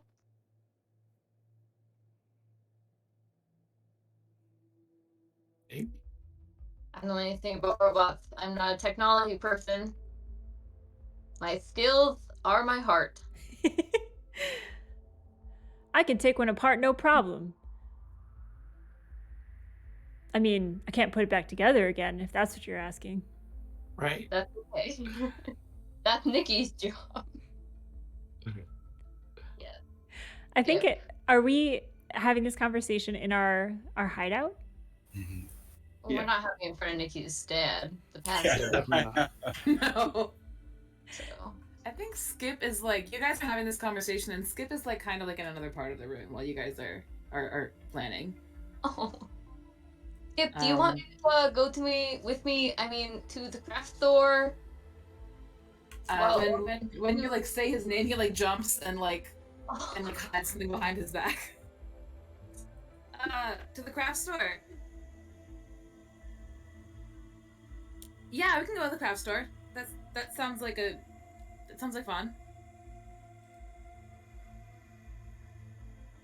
What's yes, up with I trust what's you up with implicitly. Skip? Okay, great. So I think Nikki is already pulling out one of the sandwiches and eating it. When somebody a minute ago, Delicious. yeah, it's fantastic. It's like 2 bites and he's halfway done. Of course, it's white bread. Yeah, no lettuce or tomato either. Yeah, Just, no meat, cheese, mustard, and white bread. I And so, can as taste somebody it. said, I can't put them back together. That's Nikki's job. He kind of pauses with his mouth mostly full, and he's like, I'm pretty good at it too. And so I'll do this introduction. So we'll fade to black. An overhead view shows the open hood of a 10-year-old Ford pickup, and pans slowly to show Nikki covered in grease and bobbing his head along to the long guitar intro for Metallica's For Whom the Bell Tolls. His mother's voice cuts across the lawn. Nikki, is it running yet? I got to get to work. Nikki runs a screwdriver across the starter. The engine roars to life, and his mother says softly, "Thank the Lord." He wipes his greasy hands and picks up his backpack, glancing across the gravel driveway to the small patch of woods past the house and letting out a low whistle. The camera pans across to Jamie, an excited border collie barking and growling, and then continues panning to that small patch of woods that both Jamie and Nikki are looking at, showing the trees waving wildly as if something huge had just passed through them. The morning sun glinting on an indistinct, large, metallic thing in the distance. The camera cuts to the tailpipe of the truck. It sputters with smoke as the engine dies. "Dang it," Nikki says. "Hey, Mom, you gotta walk to work again." Nikki takes a last look into the woods, slams the hood shut, throws his backpack over his shoulder, and heads off to school while James Hetfield finally begins singing. "Yeah, I'm usually pretty good at fixing things, even robots. I love it. Robots are inherently mechanical. Totally fits in your wheelhouse. Not all digital yet. Thank goodness. As a compliment, I think Mac will, as you say, I'm usually pretty good at it. Mac's like, yeah, I'm usually pretty good at doing the opposite of what you're doing there, Nikki. And his flashback in comparison is very short, and it's just Mac standing in a pile of broken robot parts, and you just hear someone in the background yelling at the top of their lungs, "Get out of here, you kid! Get out of here! Why aren't you in school?" And you just see Mac do a little smile, like a half smirk, and he just like takes off running down one of the streets and like grabs your arm, Skip, probably in this flashback scene, and says, "Come on, we gotta go." And then in this current scene, he looks over at you, Skip, and kind of just gives you a little half smile. Not the same kind of smirk, but more of just like a, yeah, we've been into some stuff. Yeah, if it needs breaking, I'm there. I knew I could count on you. You're very talented in many regards, but especially that. Did Mac notice that Skip put something behind his back? Oh yeah, it was pretty obvious. You stealing the answers to the test, Skip? You stealing from a stealer? No. Nothing like no. This was just my own homework. At a as time he, like this? the camera like shows behind his back. He's like holding that envelope that the teacher gave him earlier. And Which has a little purple stain on it where a little water got through now. yeah. I guess we can go into the Skip's flashback here. And this is all with this like super like hyper saturated but like soft focus, like dreamy like thing. And the stands are full of fans at the baseball field. It's the bottom of the ninth of the championship, and Skip is up to bat, and there's like a few like close-ups of his like cleats as he gets up to the home plate, his fingers as he grips onto his precious bat, and like the longest 3 seconds stretched out as long as they can of like eye contact between Skip and the pitcher before the ball comes and just hits the biggest home run, a grand slam to win the game. Sports ball. Crowd Sports goes wild. ball. Team grabs him and like lifts him in the air, and he's like, and skip, and the camera sort of like fades, like blurs, and it fades into him being in class, and teacher like thinks Skip, and like him like, oh, he wakes up from his daydream, and she's handing out the test results from the prior week, and he looks down, and there's a big circled red F on his English homework. That's so good. Yeah. It's a 59 though, so it's barely not a D. So close. Almost there. A 2-point difference to a marginal pass. And he like holds up the test, and then the screen it like fades from him holding the test to his hand behind his back holding the letter. Echoing the Skip sound, Max says, "Skip," Yeah. kind of just like incredulously. He doesn't believe it. You don't have to tell us now. Maybe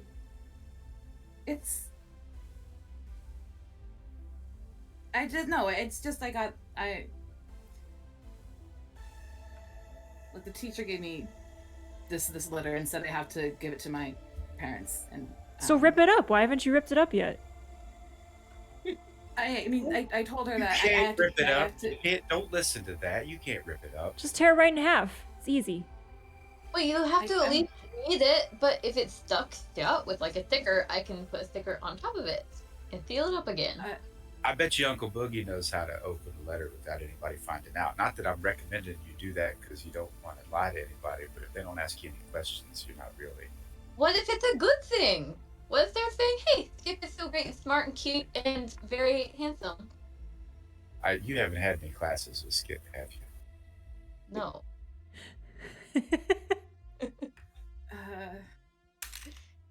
I mean, I promised I would give it to my parents. And I said I wouldn't open it. But did you promise you wouldn't give it to, say, Uncle Boogie first? We don't need Uncle Boogie's help. We can take care of this didn't ourselves. Promise that.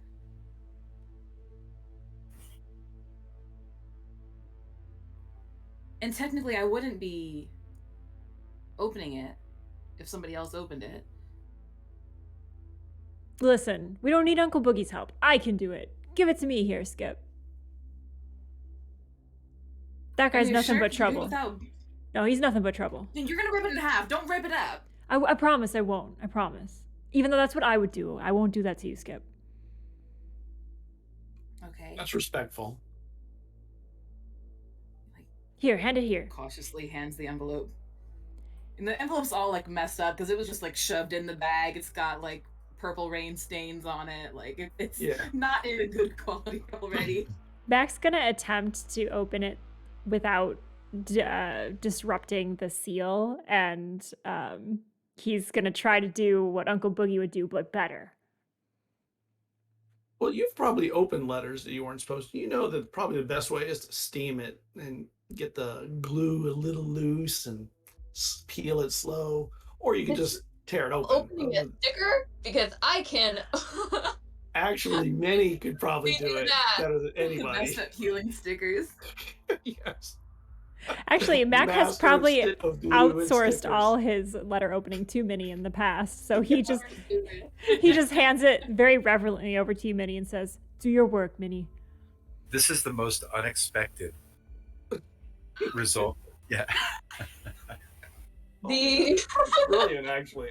The skill that never comes in handy. Yeah, so I mean, I'm sure Minnie will get to work on very carefully excising the flap on the envelope from the rest of it, using the skill she's used to fill up her book of stickers. And I think this is a great place to cut to Minnie, age 7, like sitting on the shag carpet floor of her bedroom, surrounded by, I don't know, what are 80s toys, Polly Pockets, and also a bunch of Cabbage like Patch dolls. stickers. Yeah, like a bunch of homework things that have like a great job, Minnie, on them, like little stickers, like a little sun going like this, and she's like carefully peeling it off and like preserving it in her big sticker binder. You do good in school for the stickers, not for the grades. That is the only way to get a sticker. You do not get a sticker if you don't do a good job. So that's her flashback. So you go to, I think this would be, boy, it's too weird skill. I think the closest thing would be like, I think Tinker. Tinker? Do you have a Tinker skill? It's Yeah, a tech skill. Tinker skill. Tinker skill. Right. Let's try that. Okay. God, it's such a weird skill. It's hard to figure out where I put it. This is not gonna go well, but that's okay. All you need is a D6. Yeah, you're right. Okay, I think that's so. It's tech is 2, and then Tinker is +1, so it's 3 dice total. 3. Yes. So. What is your item though? Would this count as a use of the signature item? I wonder. I didn't get a 6. All of that to say, which is some interruption in her concentration. Maybe means it didn't go perfectly. It didn't go perfectly. You got it pulled mostly, and then it right at the end of the edge of it tears across to it, and you're like, Heck. You know what though? It's close enough. It's fine. We'll put a band-aid on it. They won't even notice. See, Minnie's an expert. We don't need Uncle Boogie. You did pretty good. Thank you. Thank you. He puts a hand on your shoulder and thanks. Can you go to the other screen? Yes. So you can see what the letter is when you open it and give it to Skip.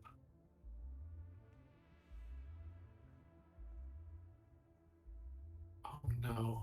This looks official. Ooh. I don't know if you can read it there. If you need me to read it, I'll read it. It says, Dear Sir, although the Sir should actually be Skip's last name, which I didn't have, we would like to discuss your son's progress in class and the prospects of his educational future. After careful consideration, we've determined that he could greatly benefit from one of two actions, allowing him to remain in the same grade for one more year, or, with your permission, moving him to a special needs class where he can get the remedial education necessary to bring him to the same level as his current grade level indicates. Please call the office at and the phone number, your earliest convenience, to schedule a time to discuss this delicate and time-sensitive matter. Sincerely, Sandy Osborne, the administrative assistant to the principal, Worth Junior High School. You can go back to the other overlay. Now, Skip, how are you reading this? Are you reading it out loud, reading it to yourself?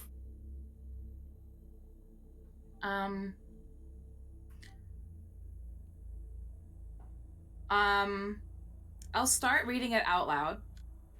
Kind of slowly, kind of staggeredly. But then once it gets to, you know, a certain point, once he realizes what it's about, he will sort of like stop and sort of try read it by himself. Not even like read all of it, just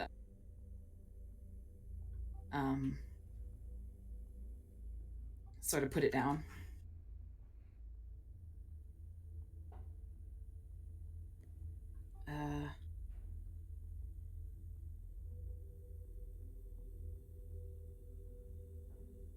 They want to hold me back.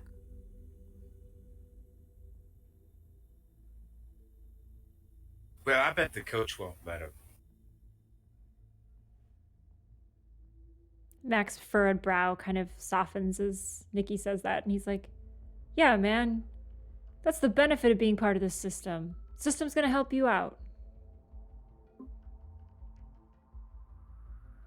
Yeah, and like worst case scenario, they're not taking away your sports. Like that's what matters for you. You just get an extra year of baseball, right? If you go back and you do 2 times a grade, 1 more year of baseball. Also, you get to be in a class with me, which that could be fun, you know. I wouldn't even worry about it, man, because I bet you on Sunday when you talk to all the ladies at church, I bet you they'd write a letter that says you don't need to be held back a grade. And even if you are, who cares? It's all fake anyway, Skip. I mean, they could move you ahead, hold you back. It doesn't reflect who you are, man. Yeah. And think about this, you're already a baseball hero. When we find out what happened to Mark J and what made the purple rain come out of the sky, you'll be a town hero, maybe even a national hero too. And then it'd be too embarrassing for him to hold you back. You're right. I mean, that could work. Yeah. We just gotta I mean, be heroes. If we solve this, I mean, we're all smart. Like we all are. Figure this out. They'll look real stupid trying to tell me that I need to stay held back. No, we're gonna figure this out, and we're gonna find where this guy went, and we're gonna not be purple for the championships. That's right. That's right, except for the purple thing. I'm gonna stay purple forever. But we're gonna do this on 3. I don't know what our team name is. We don't have one. Mac does a big pinwheel arm to bring his hand into the middle, just like very lackadaisically. All right. I pull out another sandwich with my left hand and put my right hand in. All of our hands are in. What do we do now? I've never been part of a team. Well, He looks to Skip. So go cards or something. Go cards. All right. All right. Go. On 3, go cards. 1, 2, 3. Go cards! Go If you lift forward. your hands, go cards, and this would be a good place to take a momentary break. Like a great cut to a break. The TV Wonderful. commercials, come on. Well, with that, we're going to be taking a quick break. We'll be back in 10 minutes. So take a bio break along with us and come back for more Tales from the Loop with these 4 teenagers on the case to save Skip's reputation and hopefully save the town. Thank you so much, Yep. ZealZaddy, for hosting. Really quick before we go, I'm going to drop a shout out to you in chat. If you're not already following ZealZaddy, you definitely should. ZealZaddy is doing amazing things, so I'm going to drop links to all of that during the break so you can check it out and see all of the cool things that they're making for TTRPGs. So we'll be back in a second.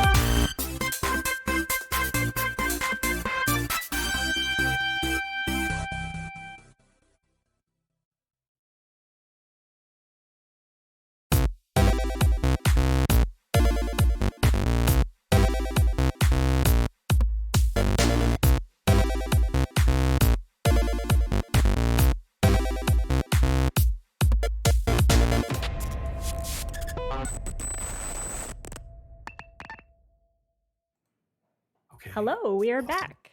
Welcome, everyone. Thanks for tuning in. This is Insight Check's first Fridays, which means it's the first Friday of May, and we are joined by ZealZaddy. I will be dropping links in chat shortly. Make sure to check out all the wonderful things that they're doing in the TTRPG space. But for now, I will turn it back over to you and crank up the 80s tunes. God, I wish we could play actual 80s music. Oh. That'd be so cool. If it wasn't for those darn copyright rules, it would be like a music reaction stream almost. Oh my God. It'd be so I good. am playing 80s music through my headphones. Okay. Jealous. That's cool. All right, so you guys just went through a very emotional moment, and we faded to black as we went to the commercials as the group became for the first time an actual team with the full hands in and go team, go cards thing all done together. So let's cut to where you want to be, or fade up from black to the new scene. Where do you want to go to? Minnie had mentioned the lake. Yes. So okay, here's my plan. All right, huddle up, everybody. Okay, we're gonna go to the field. We're gonna borrow a maintenance robot for an art project, which isn't stealing, as Mac taught me. So that's your job, Mac. Yeah, Then- no, I'm on it. Right. Yeah. Okay. Good. Then Nikki's gonna turn it into like a lake searching robot, like a pool cleaning, lake size maintenance robot. And then me and Skip are gonna go buy stickers and bring some stuff to Miss Warner. You and Skip, huh? It just worked out like that, Just It's worked out like that. how it happens. So That's- nothing there to question. I don't even know how it happened. Very What do you strange. mean? Mm. Don't worry about it, Skip. Just go get some stickers. And hey, you should drop off this stuff. It might make the trip take a little longer, but you should drop off this stuff. Yeah, that's for not my dad. two birds, one stone. Yeah, for sure. You want me to hang on to that letter for you, Skip? I'm sorry. What did you say? I didn't hear you. Oh, you want me to hang on to that letter for you? Yeah, hang on to it for now. I mean, I can always get it later. Yeah, Yeah. I got you. You don't need this burning a hole in your pocket. Fine, I'm gonna need it anyway. Yeah. But here also, take this glue stick, Mac, from my backpack. No, sorry, that's a glitter one. This is the normal one. Take this glue stick, glue it back shut. The letter? Yeah. Give me the glitter one. Okay. He'll use the glitter stick to glue the letter My together. man. Surreptitious.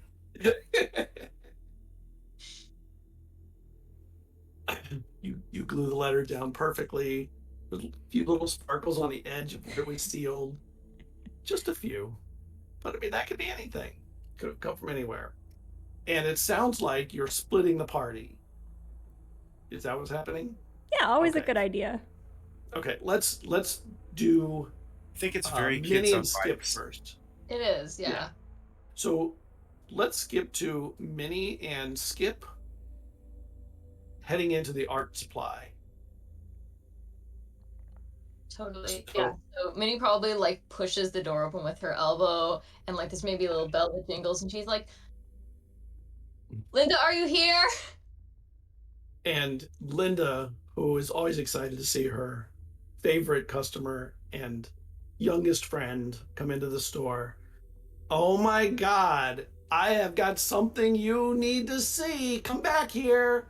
You can bring your friend too, I suppose. I'm probably still holding the box full of the decorations because I didn't want to leave it out by the bikes.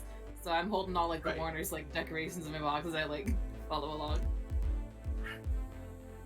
So, as you were going back, she has this smile that you know only happens when she has something really cool to give you or show you. Sticker things, of course. Yes, yes. And she says, "Come on in, close the door." You've never had that happen. This is a sacred space right now. Okay. Today, it is very sacred. Who's your friend, by the way? I don't think I've seen you in here before. Well, yeah, that is just a friend. His name is Skip. He's very cool. Skip, He's a you like, bandit on his face. I put that there. That band-aids are just stickers for doctors. you like baseball, right? You look like you like baseball, since everything love you have is baseball. card stuff. I'll make sure I'll hook you up with some Cardinal stickers on the way out. Okay? You good? You That like would be stickers? awesome. Cool. And he's So- taking notes. Minnie, I have something for your eyes only. Are you ready for this? Okay. A friend of mine works in the Loop Public Relations Department. Okay, that's a big deal because, you know, they only have a few people working there in public relations, and they just released a new set of limited edition robot stickers. And you know why these are so special? Why? They're of actual robots that they're going to be bringing here. I mean, they're playful renditions, but they're coming here next year. So these are like the first time anyone's ever seen these, and I could only get one sheet, and I set it aside only for you. Nobody else will have these. So let me it was just serendipity because they even say in the marketing that these are only for people who love technology and stickers, and I think that's you. So she reaches in, pulls her drawer out, and she pulls a paper bag, like a little Hallmark kind of bag, and she slides it over to you. And if you go to the other screen, I can show you your stickers that she slides over to you. Free fuck up. There's only 4 of them, but you know, it's one sheet, but oh my gosh, I was so excited that I was going to be able to give you these stickers because you're the only one who would get these, who would understand what these mean. So I'm speechless. Come here with them, please. and she comes around and she gives you a big hug and she whispers, "Use them wisely." I promise you I will. And she like looks her directly in the eyes, like with all the sincerity of, I don't know, a cleric that's been tasked with something by their god. And she goes, "Oh, and you can pick out some other stickers from the front, whatever you want. You know, well, I'll add it to your tab. Your mom will be in later. You know, I'm later." skimming off my lunch money every day. If I skip the milk, I will have weak bones, but I will have stickers, so it'll stick out, you know, again. Skip, let's get you some Cardinal stickers. Rad, And yeah. she walks you out of the office and she heads you down to the sports section of the stickers, which really means like a little shelf with Cardinals, and some other teams. And that's it. But no White Sox, right? No, definitely not. No Chicago teams, no Cubs, no White Sox are shown here. Chicago Alright. is the enemy city in baseball. Although at this time, they didn't play the White Sox. They only played against the Cubs. If Max Hat is representative of Chicago, he has no idea. He has no affiliation for sports whatsoever. All right, while you're picking your stickers, we're going to cut over to Nikki and Mac heading to go borrow a robot, I think, right? Is that what you're trying to do? Okay. I So think you that's head over accurate. you head over on your bikes to I mean, the robots can be found all over town. They break all the time and they get picked up months later sometimes. So you don't even have to go all the way to the fields. You can find one around here, probably around the church somewhere. There's one across James Lane, bunch of different places. So where do are you looking for, what kind of a robot are you looking for? Like, there's big ones, there's little ones, there's there's rusty ones. I imagine that's not the one you're looking for, but a recently broken down. How big? You have a bike, so you want to carry whatever you can on a bike. Oh, I think our fearless leader said that we were going to transform it into an underwater searching robot. So something with characteristics that suggest to us it could be a good underwater searching robot. So I don't know what Nikki's looking for, but maybe more than two legs. Something with more than two legs. You Nikki's probably far would too have to go practical. by the lake for that. Yeah. He's far too practical. Mac is looking for something that will cause the most trouble. So if there's a robot that's doing some kind of civic duty, Mac's gonna mess with it. Okay. A traffic control robot. Oh my god. Right. At the intersection that's completely flat, everybody can see the intersection from like a mile away. There's a robot directing the three cars that come today. Yeah. Probably going to the fields is probably the easiest place because it's near the lake, and there's more of a chance of finding something that can handle water. So you get over to the lake, or to the fields, heading to the lake, and while you're out there, you see a robot walking to what you know to be a charge station that they have in different areas that they plug in and they charge themselves when they need power. And it goes over to it and it plugs in. You can see it like comes up and a little bar goes and pokes in, kind of like R2-D2 when it was getting data in Star Wars. Except this one, it's getting power. It's plugging in for power. And it stays there for a few minutes and then it walks off and it goes, looks like it's heading to the next charging station. While you're out there, though, oh, I gotta look at something. I get an investigation roll from both of you. Okay. Yes, That's a indeed. 5 from me and a whopping 1 success. Nice. That's So, one. question. Investigates under mind. If I have a mind stat but no investigation, do I just roll mind? Yes. Oh, great. Let's stack this virtual dice and... Nope. Okay. So Nick is out here and he sees the robot walking by and he sees it kick something on the ground in front of it. And it looks like a book or something, maybe. Wasn't it you that said, my daddy said there was no such thing as coincidence? Yeah, he said that everything happens for a reason. Well, let's see what reason this book was laid in our path. And I'm going to just hop off my bike and toss the kickstand up and Mac, run over and check the book. Mac gives a big sigh and he's like, books on a Friday. Ugh. And he'll follow. It's a notebook when you get there.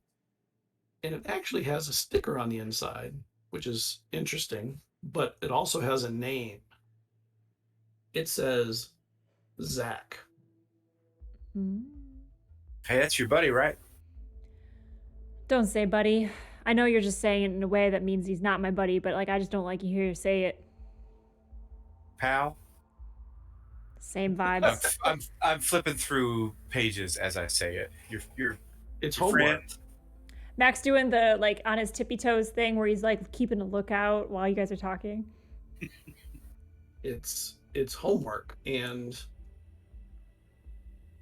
it looks like it's been here long enough that the pages have gotten purpleized a little bit. But the outside's plastic, so it's fine on the outside. And while you're looking through it, Mac is really not looking so much in the book, but out on the lake, you think you see maybe a sea monster? What? If you go to the other screen, you see something out there that looks like a sea monster. Don't. Hey, you see that? Do I see that? Do we both see it? You do. You both see it, and then a moment later, you see it slip back down into the water, and it just bubbles, and it's gone. That's exactly what we need. The sea monster? Listen, I bet you it's a robot. I mean, that makes more sense than a monster. Yeah, who said monster? I didn't say monster. I don't believe in monsters. Do you believe in Sounds like monsters? you said monster. I No, I didn't. believe in robots. I definitely believe in robots. There's one at the convenience store. Mm-hmm. Huh. So Huh. I'm continuing to idly flip through this as we like peer over for signs of the monster moving up. But I want to make a mental note of like where it went down. Are there any And- are there any signs of like entry into the lake where something could have gone in? Like could we There's discern a if it's a dock robot? nearer to you than you can see in the image here, but there's a small dock, but that's it. And this is a man-made lake. You know, it's made as a cooling system for the particle accelerator and all that. And then while you're standing there, you hear, and the robot that was walking past just stops in the middle of where it was walking.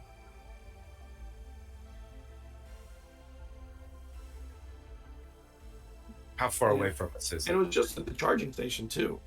Well, it wasn't there for very long. Is this the robot that kicked the notebook? Yes. Mac thinks he sees Because a sign the of way a it walks, it just shuffled. You know. he sees a sign of a troublemaker robot. He's very excited. He thinks that this robot is causing trouble and maybe going against his programming. So he kind of elbows Nikki. Hey, can robots rebel? Ooh, well, you know, I don't know much about why they work, only how they work. You do So- see a little LED on the back of it that's blinking, and then it fades off, fades to no light. And you know, Nick, that's its power indicator. Well, it's run dry. Huh. Think we could get it shuffled over to the charging station, It just came from there. It's gotta be busted. or the charging station's busted. Who's busting stuff on my watch? I'm the one that busts stuff. Am I being replaced? Anarchist robots. Yeah. Oh no! So I want to go over and pick at just the maintenance stuff on the robot and see if there's anything that. I mean, of course, Nikki knows more about robots than Matt does. Matt Smith, like I know nothing about these robots, but Nikki knows what he's doing. So Yeah. So let's get a calculate roll. and that's a tech of 4 and a calculate of 1. So that's 5 dice again. And again, no successes. How do you push? What does that look like mechanically? Well, you can push and try again, and if you can take a condition to do it. So you can exhaust yourself, you could injure yourself, you could, whatever is going to happen that makes most sense. I'm gonna interpret upset to also mean embarrassed. Could be, sure. Nikki has not had a good day fixing things. This morning he couldn't get the truck working. Yep. And then he couldn't figure out what was going on at the weather station. So I think he is going to push again. This time, if it's possible, I think Jamie probably has the right tool for the job on her tool belt. So would that give me an additional 2 dice? I'll give you that. Yep. Okay. Let's do it. So I'm going to call Jamie over and like sort of nervously not making eye contact at all with Mac. Pull out a set of tools and start tinkering. Again, this time rolling 7 dice. Yeah. You'll definitely get it now, unless you don't. I don't. Oh I wow. didn't get a single 6. Not one. This is devastating to Nikki. This thing's just busted. I think you're right. It's rebellious. It just don't want to work. Listen, my daddy may not have told you about this, but some robots are of the devil, and I think this is one of them. Then that's my kind of robot. You think it, you think you think it could be like in a band or something? You think they know how to play music? Well, there's something. If it's music, it's busted music. It's No, like, do I have to no. go? Nikki, you gotta fix it. If it's a devil robot, you gotta fix it. I don't think it's fixable.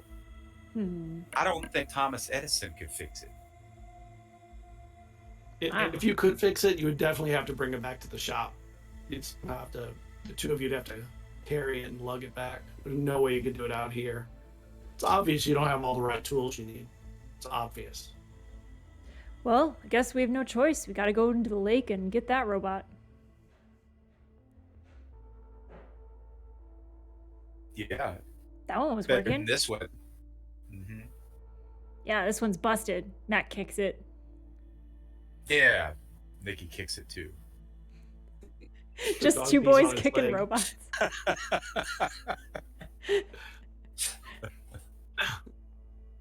It's that kind of day for the tinkerers.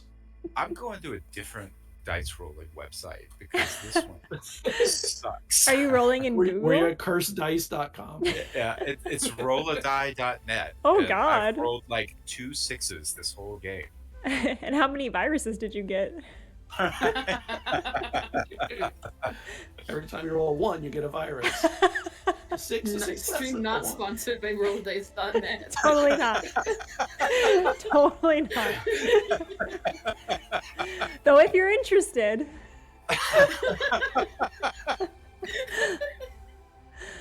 Oh man. Yeah, Mac and Nikki will just continue kicking this robot until I think Mac sees signs that that other robot and or monster is around. I think he's really interested in it as a potential pathway doesn't to show Minnie's up. plan. It doesn't pop up. Whatever it was, it just disappeared. Probably saw you guys. And, like, You know what? I bet you waiting to kill you.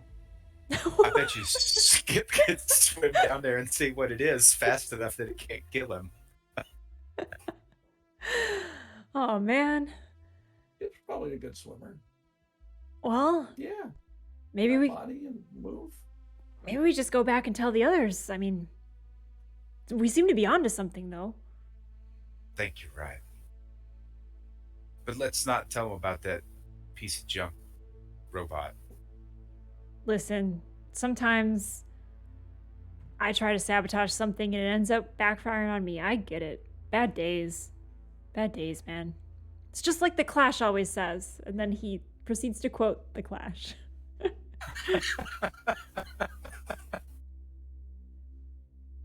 Which, of course, reminds you of Dio. Like, they have a lot in common, probably.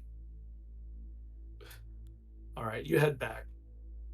So, let's do a cross dissolve to Minnie and Skip glowing as they head to Andy's to bring the decorations for Wait. Springfest. Andy Wait. is Mrs. Wagner's kid? Yeah.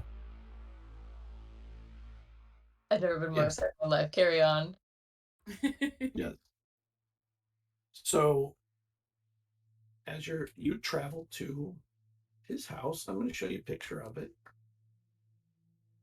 Let me bring it up.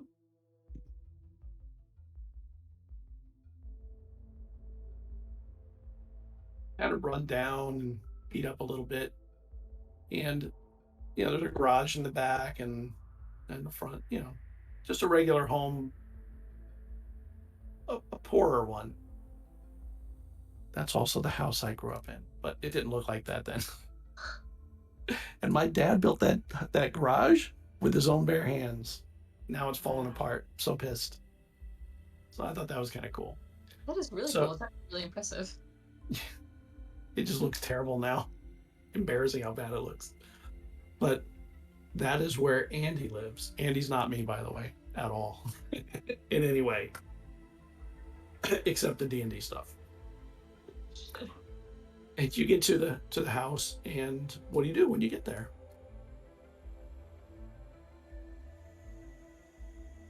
Can you knock on the door? My hands are kind of full. Oh yeah, totally. Yeah. All right. Gonna like pound on it with a flag for palm. Excuse me, Mrs. Wagner. Hello. And after a moment, the door opens, and Mrs. Wagner is there, kind of looking at you, and she goes, "Oh, those are the decorations from the church. Oh, come on in, set them down inside, please. Thank you, thank you." Oh yes, we're here on church business. Is your son around? No, actually, can I ask you something? Okay. Has Andy been a little off lately? I mean, today he came home, he had a busted lip. Did something happen at school? He wouldn't tell me what happened. He said he fell, but he really can't lie, so I That's a real good question, Mrs. Wagner. That's a real good question. It is. Sounds like he needs to spend some time with the church. he spends all his time out in the garage, all the junk he finds. He does go to church. We do go to church on Sunday, of course, but that's about the only place we go outside of school, so you know. You know, my friend likes playing with a bunch of junk in the garage too. I never knew Andy did too. Yeah, he has a dog also. We should get Andy a dog. Dog, I never thought about that. I mean, he's become really quiet the last couple of weeks too. Like, does he talk to you in class, either of you? Are you friends with him? Does he? He talks to nobody hardly. He's he's shy, and he's socially awkward. I put a sticker on his backpack once, but he did not talk to me, and then he took it off. So, sort of. Do you have a big science project or something coming up? Are you in his science class? He's been working on something for a few days. Says it's a big science project. Are you working on one too? Is there a science fair? I don't know how I don't know these things. He just never tells me. Yeah. What kind of project is he working on for the science fair? I don't know. He doesn't. He says I wouldn't understand. You know. That's how kids are with their parents. That's right. You know, kids are like that. That's okay. But, you know, I bet we could be a really good influence. Skip is a star baseball player, very successful jock, and I am also really good at math. You are? No. But I'm good at English. I can spell anything. You catch Any your own word, lie I and can spell correct it. So honest. Well, I think Andy might be out in the garage if you want to go see. But you know, thank you. I'll get these things ready for the fest. But thank you for coming by and tell Nikki's dad. You know, I appreciate this. Of course, yeah. It was nice to see you. And she walks you out the back door, so you can go to the garage if you want, or you can choose not to. It's But your we're gonna choice. go to the garage. I'm gonna befriend this kid so hard. You have no idea. You don't think there's And Dungeons and Dragons in there, do you? Because Mr. Holcomb said that was bad. If there's dragons in that garage, I want to see them. You know, It's true. That does sound pretty cool. it does sound pretty cool. And also, I think he could maybe help us. So, well, the garage is open. It's not open. It's not locked. You can open the door. There's a door on the side, I'm gonna open it without and you knocking. go in. And Andy's not in there, but there's a lot of really weird machines. Like, a lot of it looks rusted or broken or banged up, and some of them are working, some of them are not. There's little, you know, lights that go ding and things on stuff. Except one machine doesn't look banged up. It's the only one that doesn't. It looks kind of newish, actually. Everything else looks like the stuff you get at a Salvation Army kind of stuff. Does anything look like something we saw at the weather station? A lot of the stuff looks like stuff that could be in the weather station, although they don't look the same. And Skip, while you're in there, back behind one of the things, you see this red box. And it has a dragon on the front of it with somebody with a sword. Oh, the classic!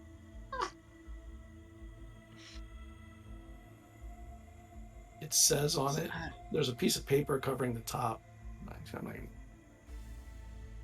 But it is intriguing. The color is bright. It's the only really bright thing in here.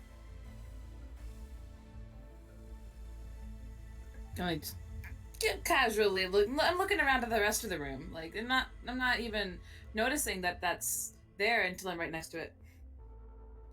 And it would be silly to not try to just, take a look. Wow, this is a weird thing that's here. Yeah, and it says, when you see it up, it's the bottom says like by Gary Gygax and Greg Arneson or something. I'm not really sure. You guys have to try to play it because I want to know what the role is in Tales from the Loop for playing D&D. Like, I need to know this. Advanced Dungeons and Dragons. Advanced. The original mint condition. Well, this is quite the science project. And as you're there, the door opens quickly and a wind rushes in and brushes that paper off. And at the top it says Dungeons and Dragons on it. And it is exactly what you thought it could have been. What are you doing in here? And you know that that's Andy's voice. Hey. Hi, Andy. We just came to deliver some things from the church for your mom, and we wanted to say hi. You need to get out of here. I don't want anybody in my garage. The stuff you dropped off, I'm sure it's with my mom. You didn't need to come into the garage.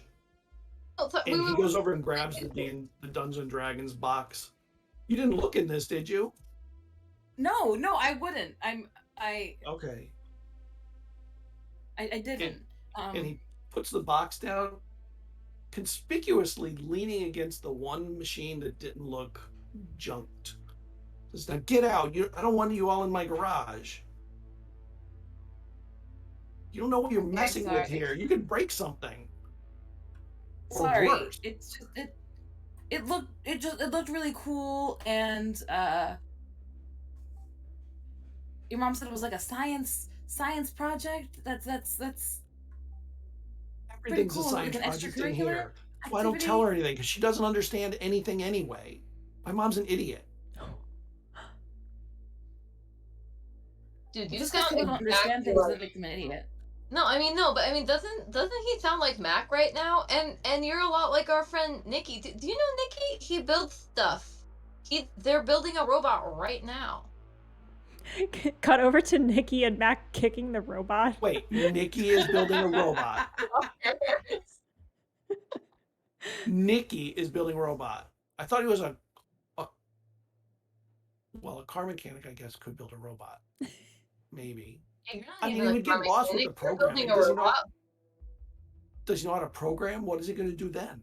I don't know. That's not my job. My job is to put stickers on things and make up ideas. But you seem like you know how to program stuff. Yeah, I can program some stuff. I'm could learning pay on you my. to have I just got a Commodore 64. Of course, I can program. Whoa! Your mom let you have a Commodore 64? Wait, you know what that is? I saw it in a magazine. Hold on a second. And he picks up the Dungeons and Dragons thing and he opens it and he keeps it hidden from you and he writes something inside it. And he closes it and he just puts it down. All right. Well, I'm sorry I yelled at you, but I really have things to do. I've got a lot going on today. Tell Nikki I said hi. If he ever needs help with programming his robot, I'm around. And thanks for like not laughing at me today with like everyone else did. Well, no, you really good job. I mean, I wouldn't kick somebody in the nuts, but you know, gold star That for you. was awesome, though. I think I might have really hurt him, so I'm not so sure it's awesome. You know, I mean, sure, I wanted to get out of there, but I may have kicked too hard. I don't know. I feel bad about that. Oh, go on, get out. I got stuff to do. Oh, okay. And she's gonna run up and she's gonna hold out her hand, like calm down. Okay, I'm I'm all right. I'm just I don't like people coming into my garage. No, you're right. I'm sorry. Okay, I'll be seeing you later. Maybe we'll bring you a bologna sandwich. Oh, that would be cool. See you, buddy. Computer pal. All right, Skip. Let's And skip he out. looks at you in a new way, like the idea that you could program and you know computer stuff, even though you know nothing about it. You sounded like you did enough that he's convinced that maybe you could be a computer nerd. Catfishing him on purpose. You wouldn't happen to have a sticker, would you? I wouldn't mind having a sticker over here. And he points at like Here, one of the keep it. Visa machines. Here. Actually, I have a very special sticker for you because we're going to be friends. Here. And she's going to give you one of the robot stickers, one of the ones that had a mustache on it. Okay. And he takes the sticker. He doesn't see the significance and the speciality of the specialness of it, but he's like, "Thanks. That's cool. I'm glad it's a robot, something cool, not like a star. Nothing against stars." Inside, and he sticks it on there, and he puts it on there, and he's very careful about lining it up so it lines up evenly. It looks better. Appreciate that. I know the significance. That's all that matters. And he's wrong, but I'm not going to do that right now. We're being diplomatic. Right. All right, Skip. That way? Yeah, let's get back. Okay. And he, instead of the way he barged in, he closes the door gently behind you guys, and you guys head out. And we're gonna cut to, I assume you've done all those little things. You're gonna be on your way back, right? Yeah. Okay. So we're gonna cut to the street on the way back to church, and all four of you converge at the same place, coming together.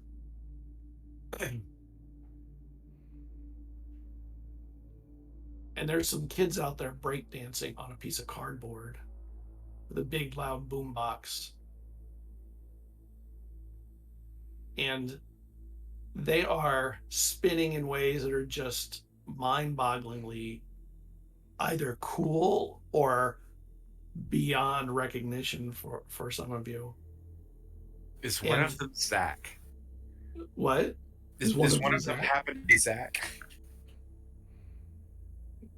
No, but Zach is there, but so is Heather and Amanda and Janice. I think And Mac Heather is smoking a cigarette.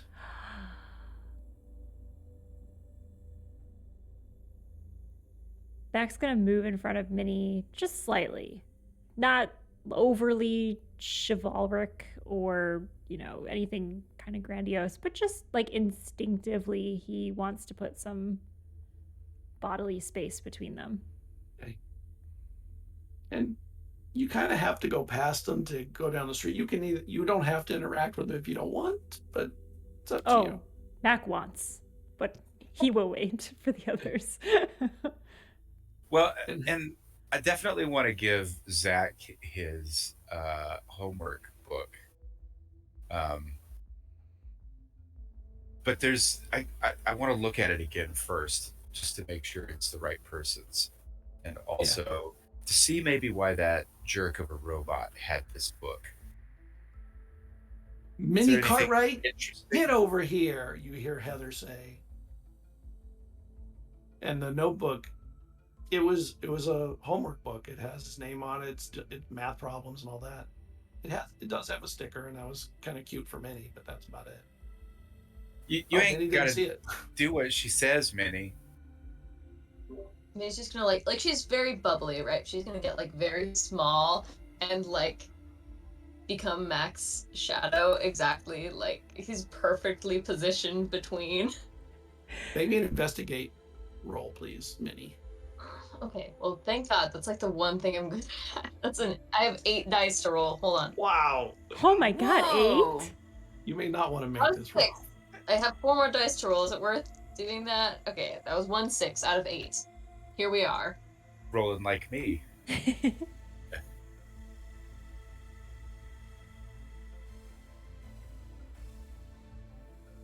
What was the roll? What did you get? 1 6. 1. Okay.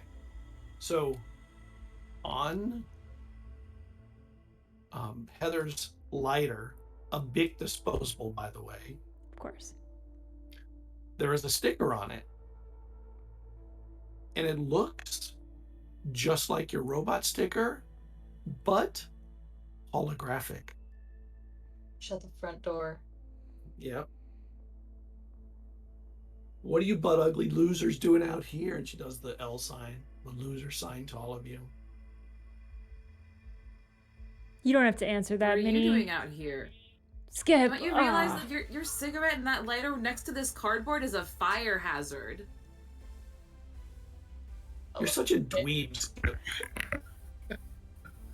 At least I'm not endangering the lives of everybody here on the street and the buildings next door. You know how fast a fire can spread? Mac just looks mortified Okay. at this. Like, Skip is really cramping his style right now. He was about to come up with a zippy one-liner, and he's just like pale, like all the color is drained from his face, and he like moves his hair back in place over his eye more, just kind of like trying to hide behind it. I'm playing exactly the wrong character because Nikki would not make the one-liner that came into my mind that a 13-year-old would make immediately after Skip said, "Do you know how fast it's going to spread?" Nikki just wouldn't do it. He would not. Not at Ground's that totally age. wet, by the way. Yeah. Everywhere. And Heather is like looking at you, Minnie, and she looks at her lighter and realizes you were staring at it. Goes, "Oh yeah, you like this kid shit, don't you?" I'll tell you what. She takes a big drag off on her cigarette. She says, "I'll tell you what. I'm going to give you the rest of these stickers if you finish the rest of this cigarette." And she hands, "There's only half." She goes, "There's only half left. All you need to do is finish the cigarette, and you get some stickers." Take a chill pill, Heather, says Mac using 80s slang that I looked up earlier today. And she pulls out her Virginia Slims cigarette pack, and in the side in the cellophane are 3 other stickers that are the other robot stickers in holograph. She says, "I got stickers." You don't need her stickers, Minnie. They're tainted. They're not though. Look at them. They're perfectly encased in cellophane. Oh no. What's Nikki, up, am I going to Skip? go to hell if I smoke half a cigarette at age 13? What's up, Skip? You're trying to keep your girlfriend away. I saw her backing around behind all of you guys. So We don't.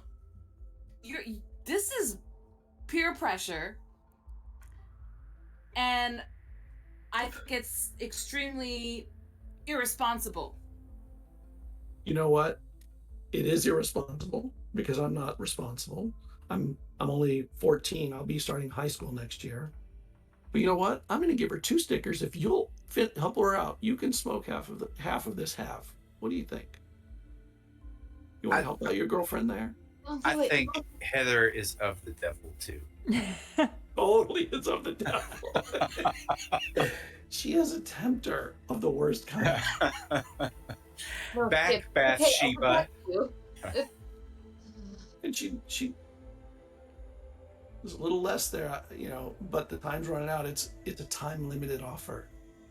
Give me that. And she blows smoke in your That face. cigarette. As Give soon me as, it. as soon as Minnie says that, Mac's gonna look at the breakdancers, and his intention is to cause some trouble. See if he can't get the breakdancers' gyrating bodies to knock into Heather while she's offering the cigarette by like intervening in one of the dance moves. Oh, yeah. Let's give you a body roll for that. Maybe you can like grab with your foot, pull the cardboard, and slide them over or something. That Yeah. might work. Also wet, slip and a slide. Hmm. Body roll. Yeah, it'll be a move because you're Oh, a using move, a little okay. bit of movement. You're not running, but you're trying to do something Cool. dexterous. That is 4 dice. Let's roll them. I got a 6. Oh my god. So you slide it just as she brings the cigarette to her mouth, and one of the breakdancers slides like off the board and rolls. And Minnie, you get like knocked down from the kid rolling into your leg, and the cigarette falls onto the ground that's wet. Nikki definitely steps on it. You idiots. It's about to have a new customer for when I start selling her cigarettes. Here, take your damn sticker. And she throws you a sticker. You only get one, though. I wasn't going to do it anyway, but thank you for your kindness. Your hair looks very nice today. And Minnie's gonna pick herself up off the ground and like dust off her little rainbow tights and put a little sticker down where she got scraped. Yeah, we need to know. You should see what she looks like, because she's like a troublemaker of the worst kind. You can go to the other screen for a moment. That's what she looks like today, just with her. She's always dressed well. Big hair, got the fun look, outdoorsy today. Well, Love that. Love the skirt. That's your Heather. very good. Classic ancient Teen Vogue. Does Heather still have the pack of cigarettes in her hand? Yeah, she does. I think It's in her Mac hand. is just gonna try to be like super firm on this, and he would like to try to snatch it out of her hand and grab one for himself to put in his mouth. Like just a total James Dean move. Like, give me that, paw it out of her hand. That's his intention. Oh, okay. You can definitely do that. I gotta look at your sheet.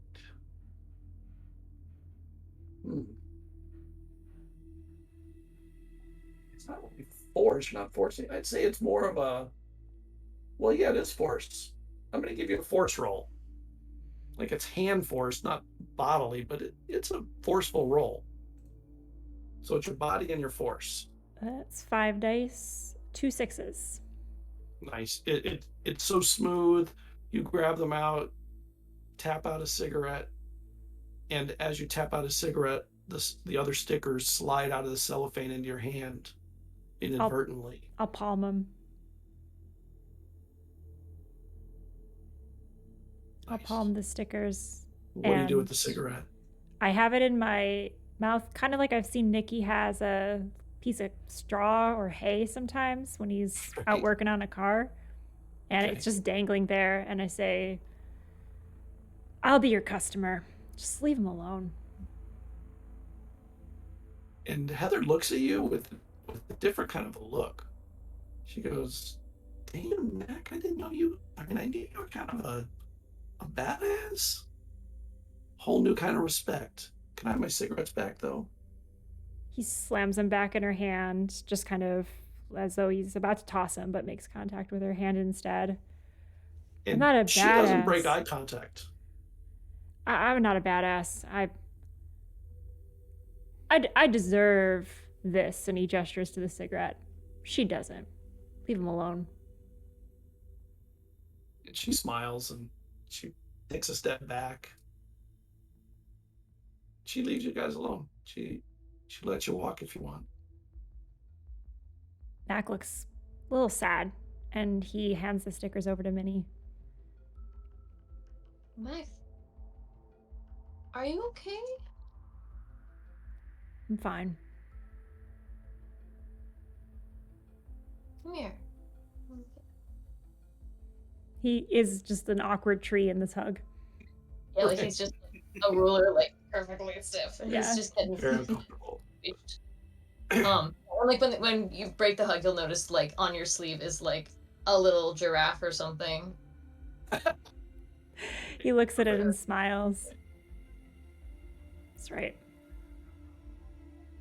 You're good beans. You're good beans, Mac. Don't forget. Do you think that cigarettes always come with stickers? Because I might have some things to think about. I don't think so, Minnie. Only one way to find out. No, let's settle on that. You know, Like- Linda's supplier. I have a dedicated person. Like cereal boxes. That where Linda got the stickers from. Oh my god. Yeah, you don't know where she got them, but damn, they were holographic and everything. I know. All Food right, for thought.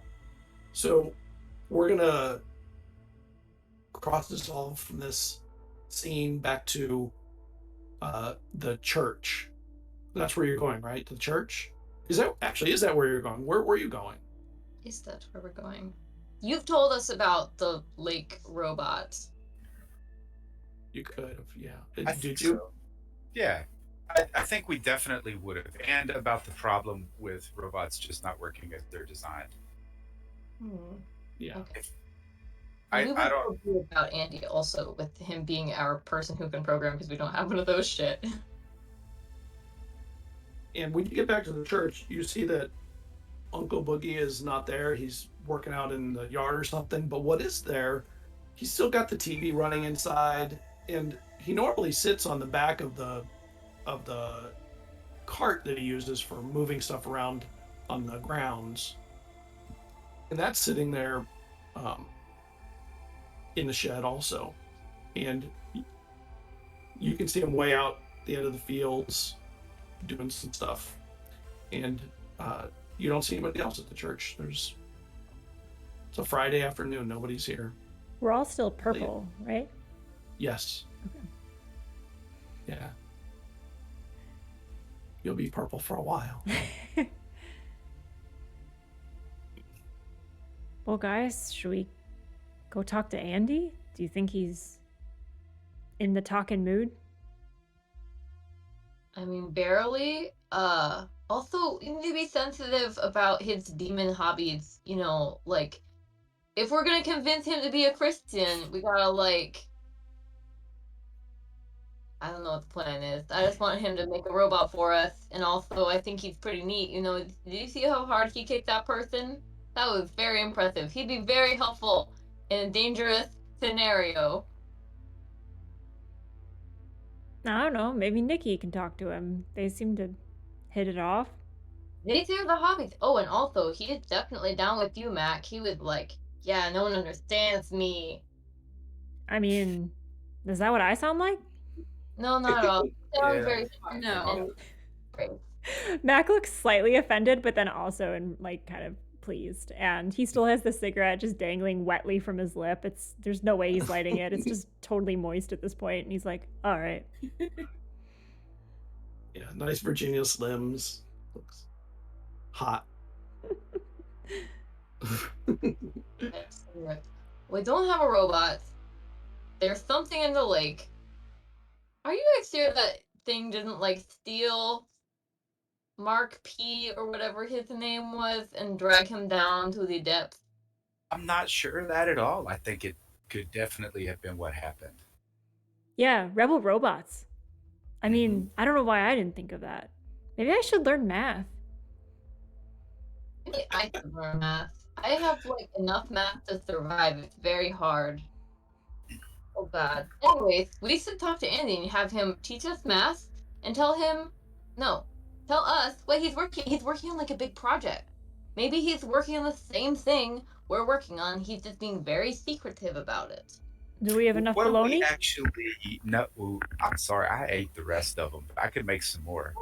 We do need some more bologna. I promised him a sandwich. So All that right. is the first step. What were you going to say, though, Nikki? Well, what do we actually know about Andy other than he should be playing soccer?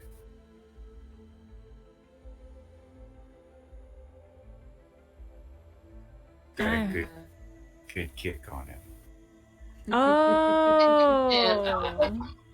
What am I missing here? Wow. That was so slow for everyone. You mean that sport from Europe? Sports ball. What's good for? Okay, let's see. He's not very friendly. He keeps to himself. Let's see. He owns the robot sticker now, a very rare one of 8 robot stickers that exist in the world. Wait. But what about the one that Heather had? How'd she get those? That's why I say one of 8, because I have 4 of them total, and now Andy has one of them, and Heather has 4 of them. We should steal her lighter, dude. We should take her lighter. Oh, But later, not right now. I just took the wet cigarette and the stickers. That's enough, honestly. We don't need to fuck with. We don't need to bother her anymore. The Minnie! church is right upstairs, and you're talking about stealing. And It's about stopping the youth of America from succumbing to the epidemic of. Anyways, we should go talk to Andy and see what his plan is, or possibly go die to the Loch Ness Lake monster. It's not a monster, it's a robot. it's got to be a Sarah, robot. are you positive? I mean, I didn't meet it or anything, but I mean, there's no such thing as monsters, but there's tons of robots. I mean, we could go try to be its friend. What do you think, Skip? You're being quiet. I don't know. I think it would be. I don't know. I think we need to talk to Andy. And maybe he. I mean, did we find any robot parts that we could use, or? No, there was a really bad robot down there that was giving Nikki some Yeah. trouble. If I'm understanding That's the bad. spirit behind this mechanic the way that I think I am, in order to heal this embarrassed condition, I have to talk about being embarrassed, right? It says seen in a hideout with other kids taking care Correct. of You can heal it in the hideout or with your anchor. Okay. Yeah, I don't know if it's really rebel robots or if I'm just, maybe not that great at fixing robots or trucks. No way. I've Well, seen let's you. go to the hideout, make some bologna sandwiches, and talk this out because we know for a fact that is telling lies and that is a sin. So. You're great at it, Nikki. Don't do that, man. Well, I don't feel so good at it because the truck ain't running and the robot's still just standing there. And all we did was scuff it up while we kicked it. But thank you for kicking it with me because it did make me feel a little bit better. Yeah, I like kicking things. It helps. It didn't fix the robot, though. Maybe we don't need that robot. Maybe it's just like school. They say you need to do this stuff and it doesn't matter. Maybe we're Well, chasing down the wrong thing. We probably do need a robot because that's an awful big thing in the lake. And if it took Mark J, then it could probably take us too. All right, then we gotta talk to Andy. He's the only one with any kind of lead on this. You know what? That's true. Maybe it's not a mechanical problem. Maybe it's a computer problem. Yeah. Andy's really good at programming. He got a Commando 28. That's right. It was a Sergeant 62. I remember specific. Mm-hmm. Yeah. So he's military. All right. Something like that. I thought I knew what he was talking about. If anybody asks, tell him I know how to program because that's the only way I got him to talk to me. Minnie, We you're should go pretty talk to you're him. pretty good at lying. I think I should take you on more trips around the school, kind of causing trouble. love Maybe you our could get us out of trips. scrapes. We should share art with the world. That's the most important thing we could possibly do. Agreed. And that's why Yeah. I don't want you smoking these things. And he takes the wet, limp cigarette out of his mouth and crushes it under his foot. You got too much beauty to waste on all this garbage. And then he again looks down Okay, at beautiful. Stop If you it. had any wounds to heal, they just were healed. Matt. He looks down at himself and he takes his watch out of his pocket that he had put away when it started purple raining and he puts it back on his Seiko? arm. Yeah. And it's the only thing on him that's not purple. Yeah. All right. So let's you heal your embarrassment by coming clean and being truthful with your friends who like anchors are the only ones that can help you heal those things. Exactly. And we're going to cut to you getting over towards Andy's house. And as you're getting closer to it, you realize there's a big cloud above his house. Just his house. Huh. And it's raining. Just there. And the cloud is only maybe 100 feet in the air. Oh, his mom is not gonna be happy about this. I gotta figure out how to work these clouds. This is great. Is he really making purple rain? Is he? It's not raining purple, it's just raining. What's this? Okay. Maybe he's just sad. And his emotions are Manifesting. causing this?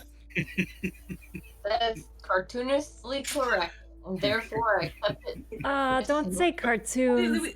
I would give anything to watch some cartoons now. It's Friday, guys. Tomorrow morning. Tomorrow morning. Well, you know what? If a bologna sandwich can't cheer up a kid, I don't know what will.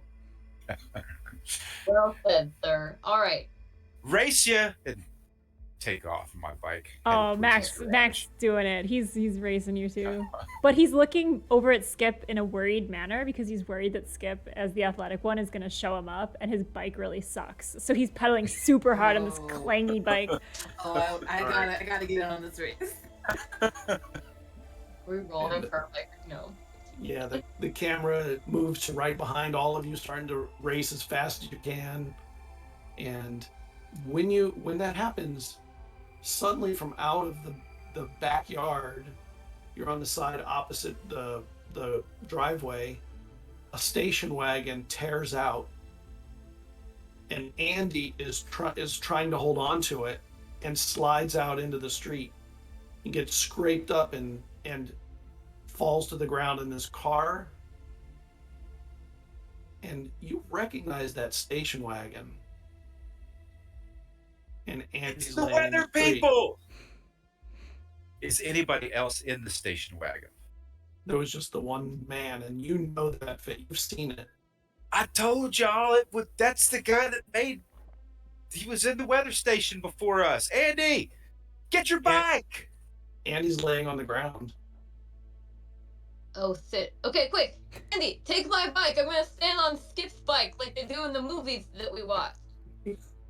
Is he responsive laying on the ground, or is he like?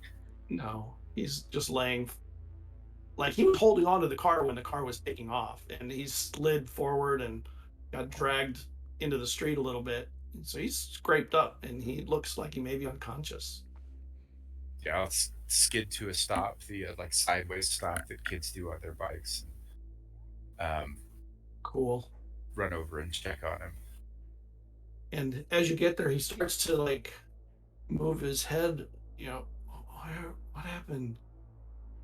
Where's my box? Did the Rusky take it? Oh no, the Rusky took it. I knew it.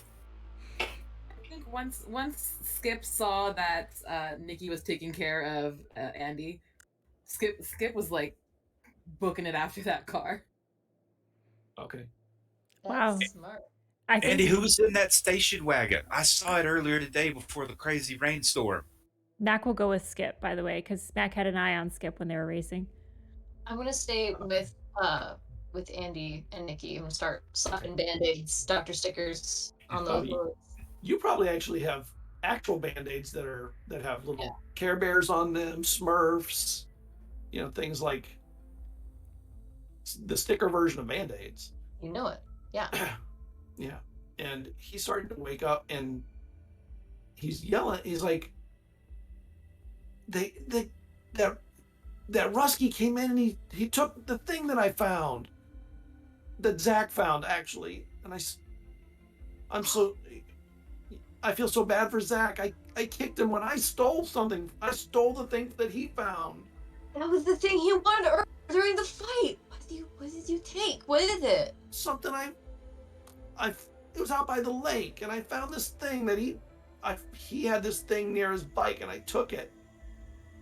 But What is that it? Rusky came and took it. I don't know, some kind of device that has something to do with meteorology or something. You know I want to be a meteors. meteorologist. Wait, what? That's Minnie looks a little confused at what meteorology is, I think. Yeah. Weather stuff. Meteorology is the study of weather. It's the science of weather. do you. Thank I you, want thank to you for the like sticker for the band-aids, by the way. super Hey, dramatically grab him by his shirt and pull his face up close to mine. Do you have a bicycle? I do. I have one over there. Go get it. And he runs over as fast as he can to get the bike. The other two are way ahead of you guys, and the car, it takes off. It turns the corner. You're on St. James Lane, which ends at.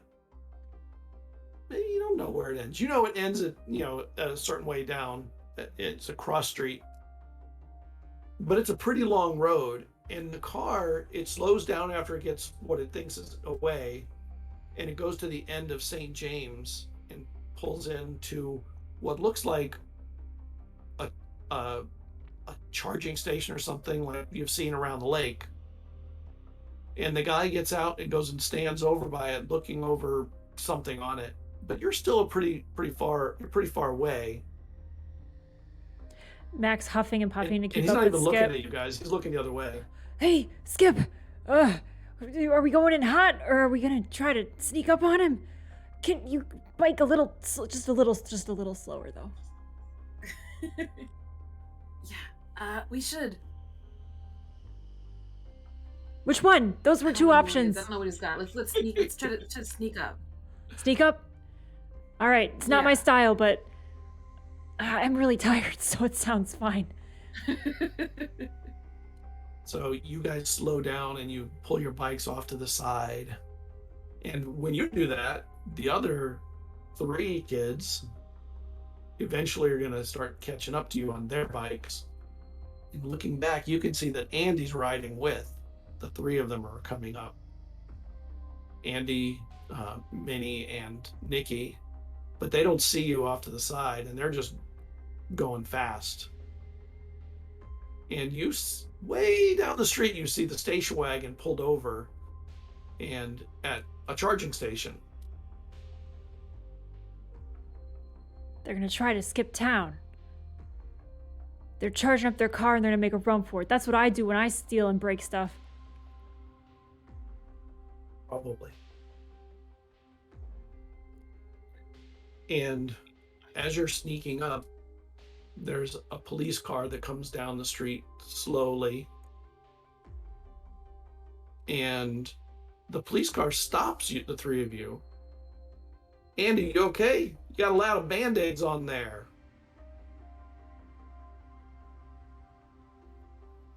I'm okay. I'm okay. I'm with my friends. Can you?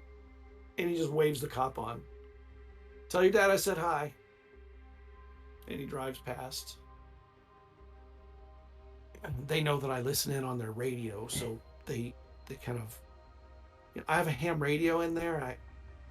It's like a radio you can talk through, not just listen to. What?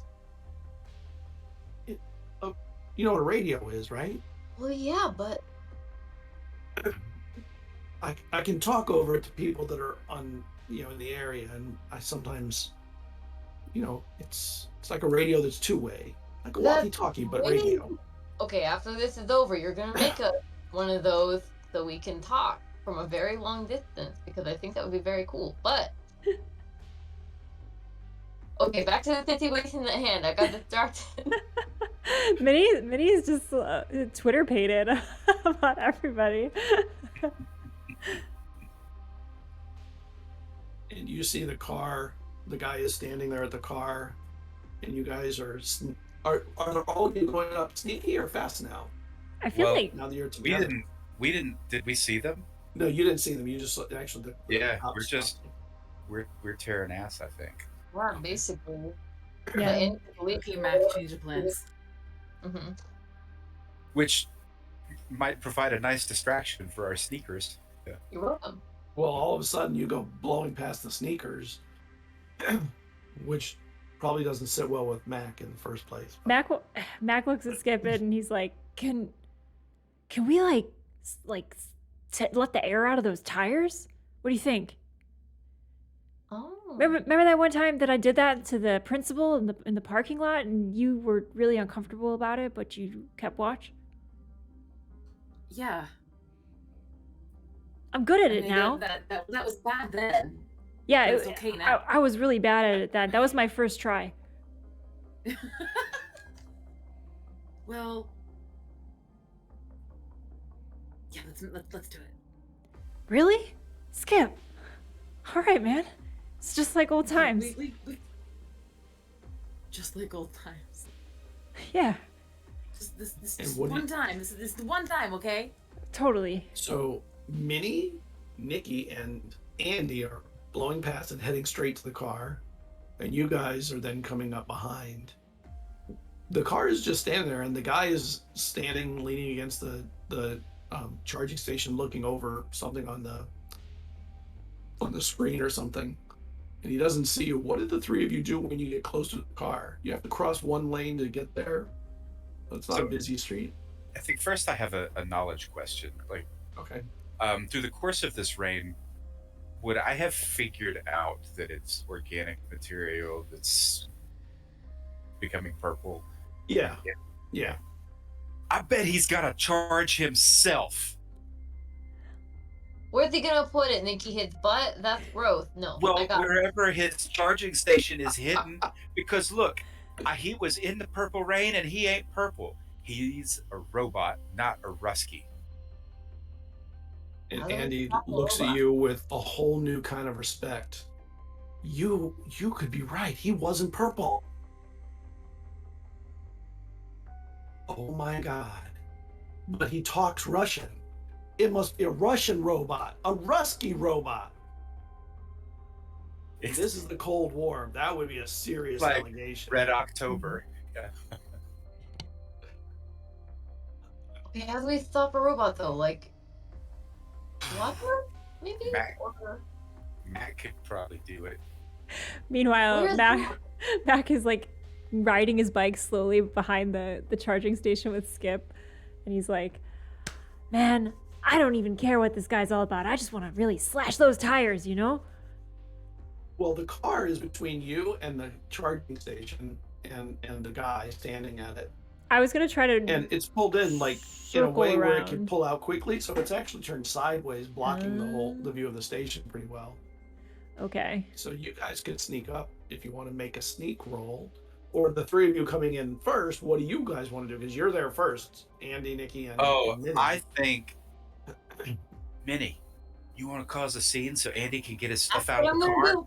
You guys later, don't help me. I'm gonna look hurt, but I'm not gonna be. Oh no, God! And she's gonna like run her bike full speed, like into the side of the building. It's not even a building; it's a machine, like a. The machine. It's like an ATM. Okay, she's running her As bike she's into it. screaming, I'm gonna whisper to Andy, "Quick, get your stuff out of the car." Oh, my Andy- leg is broken. Oh God, I'll And never you go- walk again.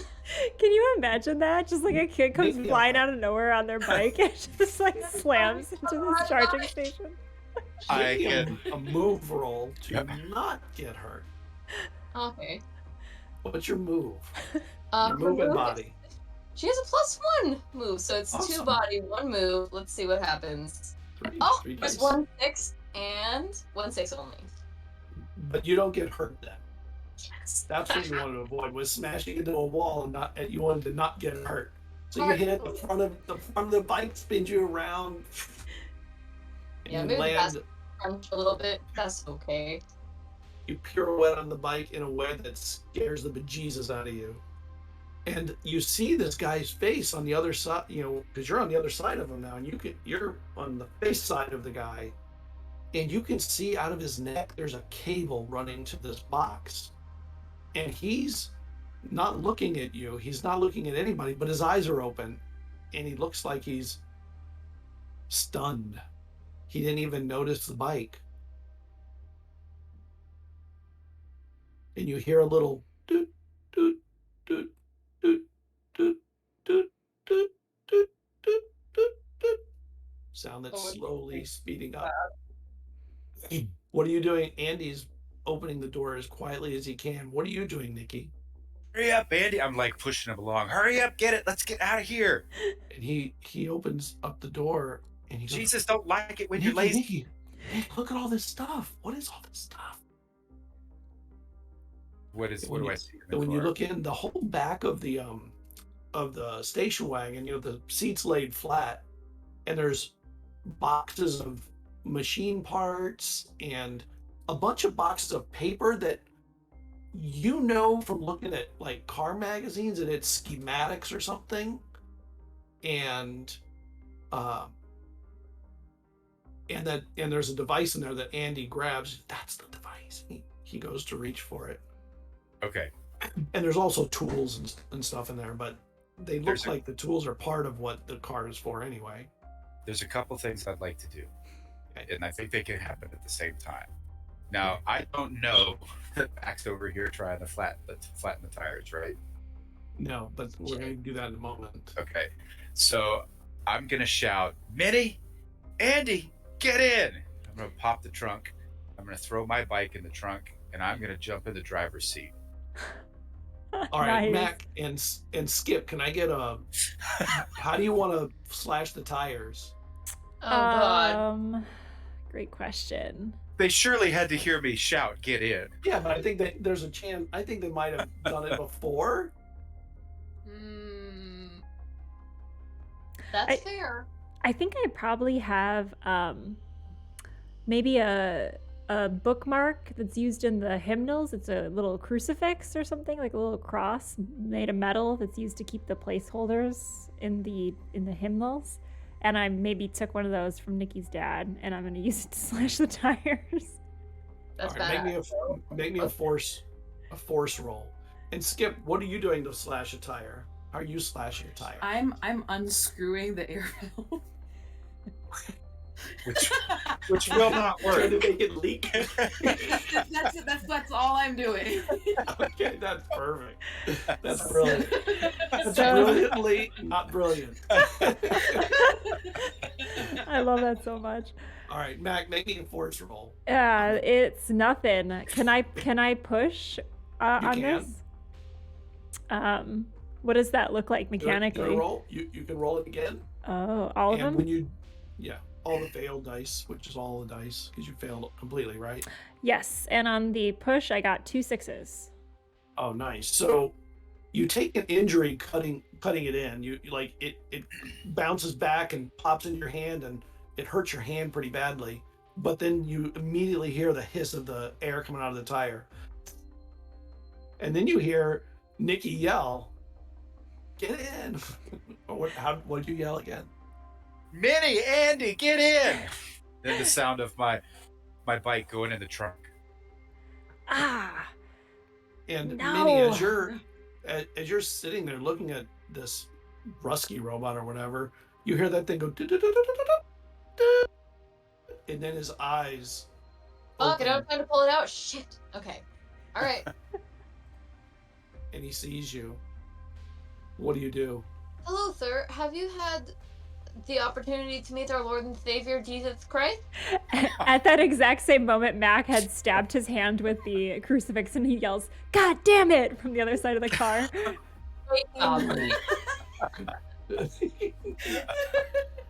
Matt, you get in too.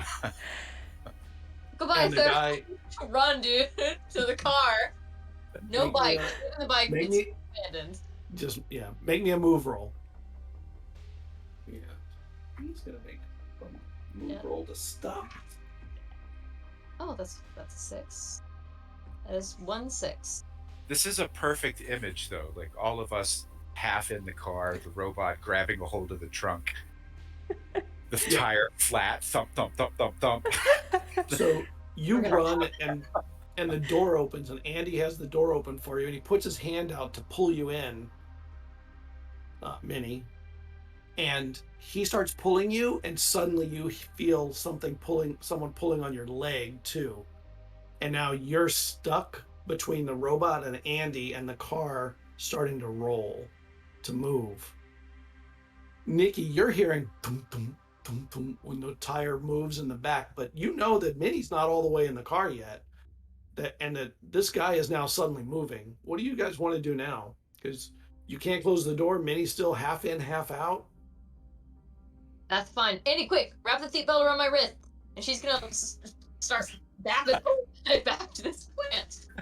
She's gonna start bapping at the robot with her free hands. Okay. I'm gonna trust Minnie.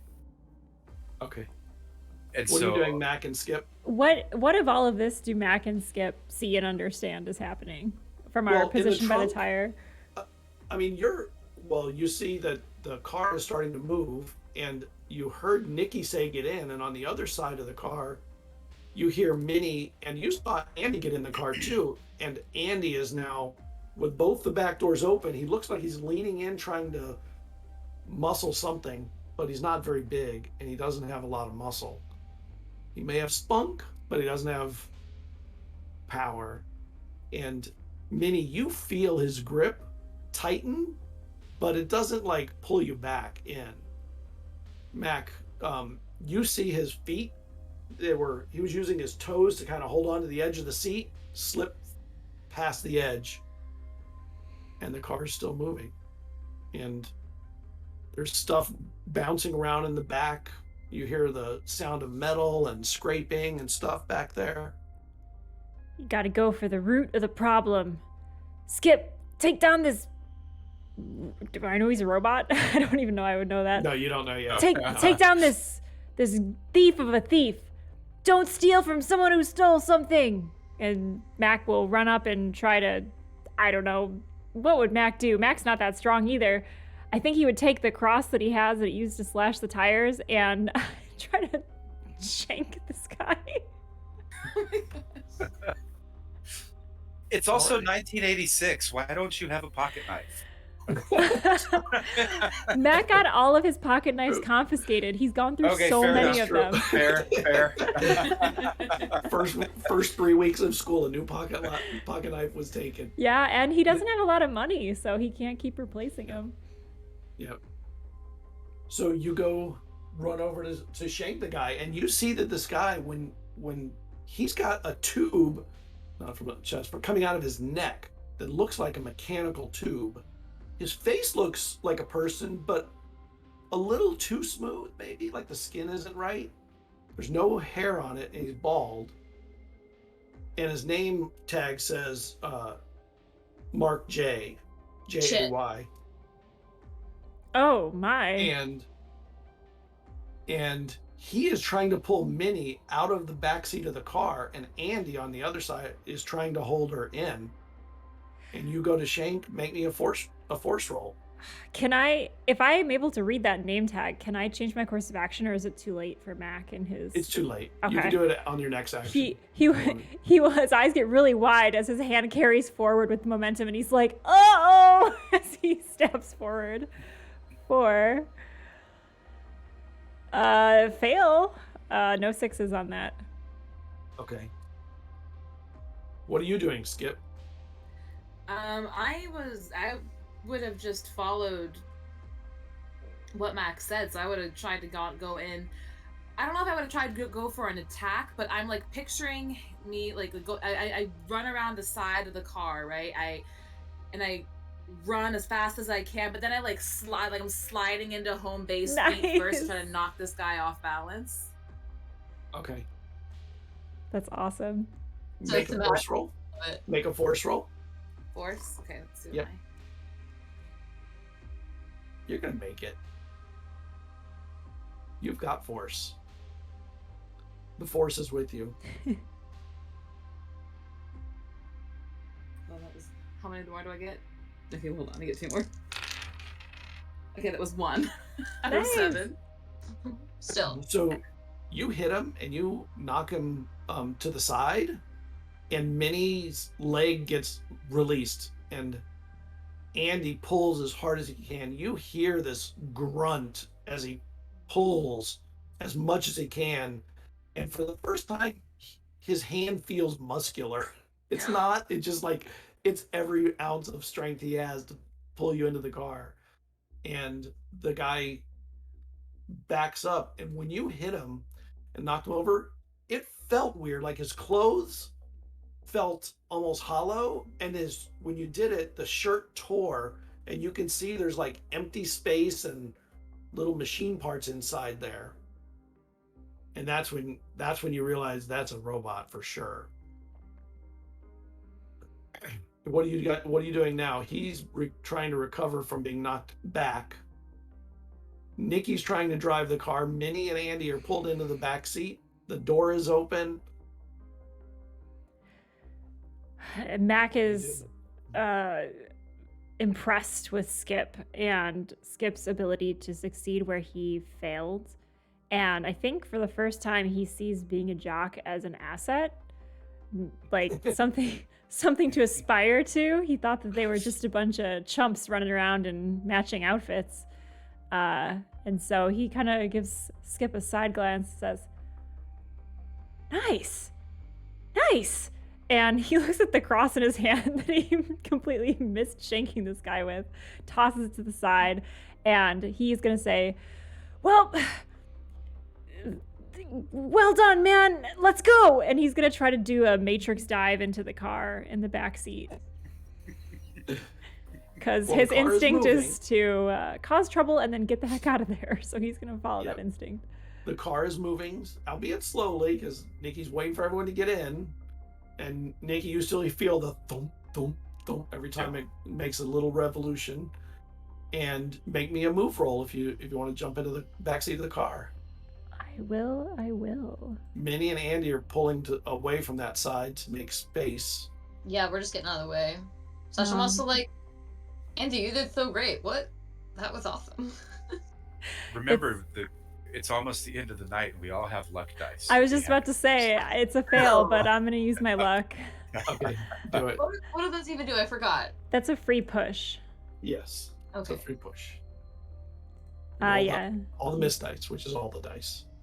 He is going to get 2 6s on the second roll again. Oh, beautiful. So the car just sort of, it hits one of the thum, thum, and it slows up just enough that you land just right into it, and Skip is right behind you. Are you trying to get in the car too, Skip? Or are you doing something else? Yeah, I'm gonna try to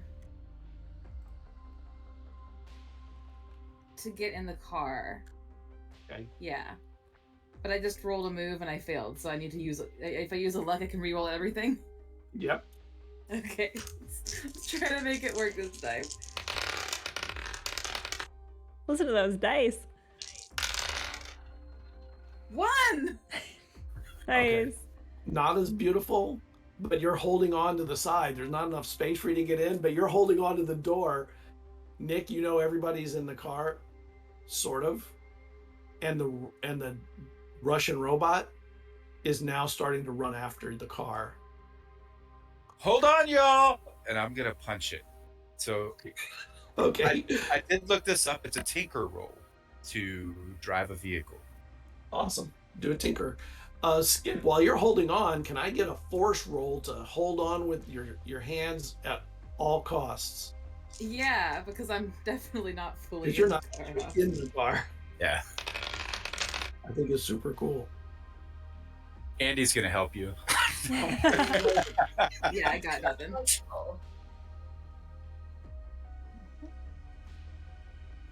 Nothing? What I got- is your...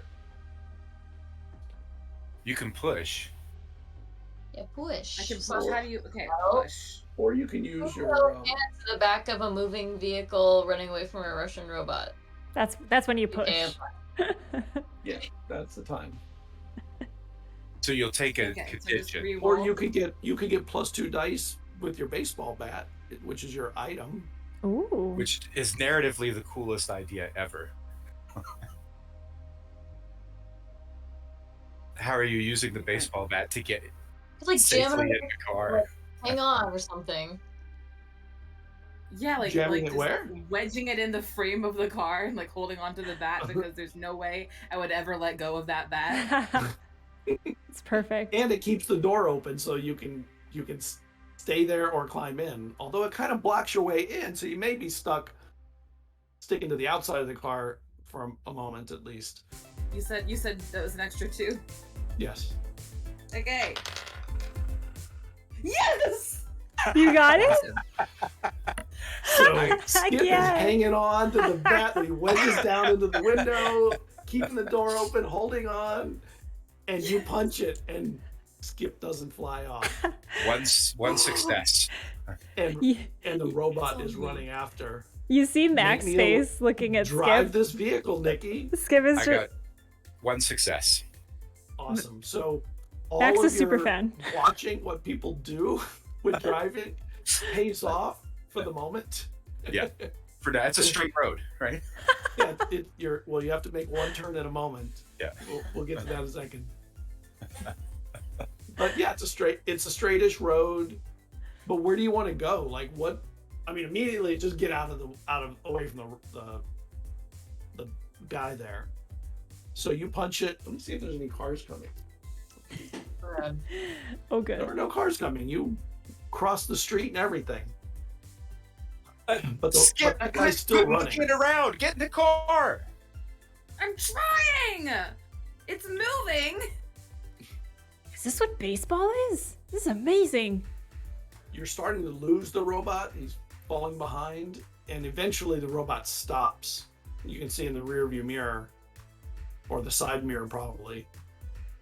I And imagine Skip- that we're all screaming Oh, like yeah. screaming at each I hope other so. the whole It makes it time. better. I don't know. Mac's amped up. Like Mac is just like, this is actually pretty cool. It's an excited screaming. Everybody else is terrified. Screaming. We're screaming. And as you're screaming and driving down St. James Lane, you see some other kids on bikes start following the car, cheering you on, holding their fists up high. Yeah, go! Knowing that it's a bunch of kids that just stole a car. This is the One of them ultimate. isn't even in it. Yeah, like a lot of trouble. This is the ultimate in troublemaking. As Back you to turn the church. I don't know. Back to Uncle Blorbo, whatever his name was. I can't think right now. Boogie? Uncle don't need- Boogie We don't is need on Boogie. parole. We don't need can't Boogie. roll up on Uncle Boogie in a stolen Wait. car. That's true. I did not think this far ahead. We don't have any evidence that anything was done wrong. We just have a car. As you turn the street, this is the street that if you turn it, you'll end up back in front of Andy's. You can see flashing red and blue lights as you're coming to the intersection. And when you get to the intersection, you can see there's a bunch of police cars out in front, and there's fire truck there, and you see that the mom is like scared, and Andy says, I if we go there, we're not gonna be able to get rid of that robot. You know where we gotta go? First of all, look inconspicuous. And he pulls his hoodie up. He doesn't have a hoodie. He's not that cool. Skip, Never mind. you better look inconspicuous He too. Oh my god. You're on the opposite side of the car as the cops. I say we turn around and run this car right through that robot man. We gotta go see the cookie doctor. Okay. Yeah. That's a good And- idea. Can I get an investigation check from everybody as you're going by?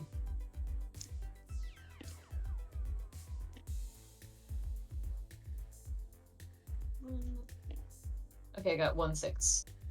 1. Nothing. Okay. So you hear one of the cop cars that's back near the intersection. He's talking on a walkie-talkie, and as you're going by and you're kind of slowing down, so you're under the speed limit, you hear just like in the wind, the two of you that got the one success. Be on the lookout for Dr. Adriel. There was a 1014 Prowler report on her home at 211 Church Street 24 minutes ago, and now looks like there was a forced entry at her home. She's missing. I repeat, she is missing. We're now at the home of Andy. Oh, I forgot his last name. Of Wagner. Andy Wagner. Thank you. Andy Wagner, who also had a forced entry, and you guys go strolling, by it. You think the speed limit is 25, and you're probably going 5 at this point. You're looking conspicuous. Imagine just like a wide camera shot of the slowest moving car. It is a slow shot, and as that happens, the cop that's talking, he turns and he looks at all of you, and Nikki driving, he nods and turns back. He acknowledges you and nods at you like a neighborhood person. Mac had pulled his hat all the way down over his eyes when he saw them there. Alright, did you guys hear Cookie Lady the dress? Because we could go there. 211, whatever the fuck street. I mean, whatever the heck. Whatever the pardon me. Minnie, you're cooler than I thought. Yeah, let's go. All right. We'll cut to you slowly meandering through the neighborhood to get over there, driving as carefully as you can, actually stopping at stop signs pretty roughly at first. Not really sure exactly how hard to hit the brake the first time, so it's like everybody hits the dash or the window. Nobody's wearing a seatbelt, of course, because nobody then probably did. And then as you get there, you see there's there's a police car there also, and you can see down the street more coming. Up, cat check now too. Sorry. No, it's good. My cat was under me a little while ago. I put my table up higher so the cat doesn't jump on the table in the middle of the stream. He'll totally do it. Every time. Nice. Okay, there's a bunch of cops. So there's a couple cops there also, and she's not there. They said that she's missing, so what do you do? So I forgot that the rule of the game is that adults can't solve any problems, right? Right. They can't. Yeah. They're useless to you. They don't even believe you if you say there's a thing. Okay. Guys, I think we just got to go back to the lake. You're right.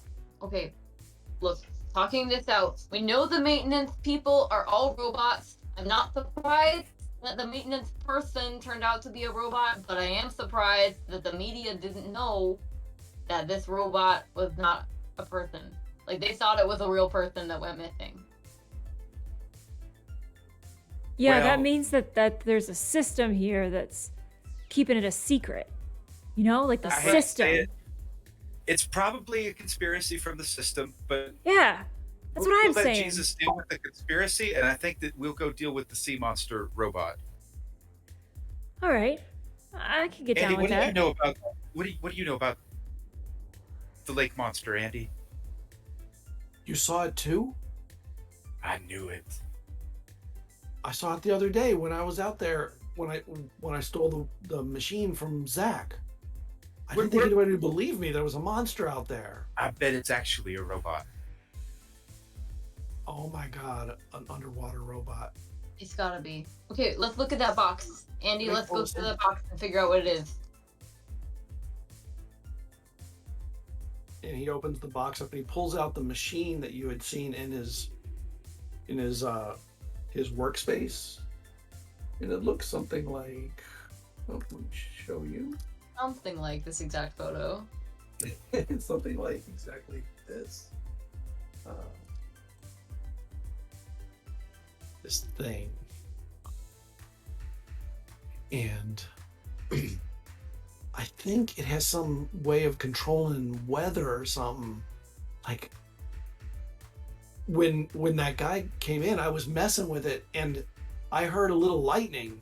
And I thought, oh my gosh, I wonder if this made the purple rain or something. And then when I came outside, did you notice the cloud was only over my house? Yeah, I thought maybe you were just sad. I think I may have done that. Hmm. That must be what the robot's trying to do. It's trying to cause a I don't know, big rainstorm or lightning storms. They don't like lightning. Neither do people. I don't Yeah. know. Nikki's dad told me that in the Bible, that kind of fixed the world, you know? Like there was a big rainstorm and then everything got better.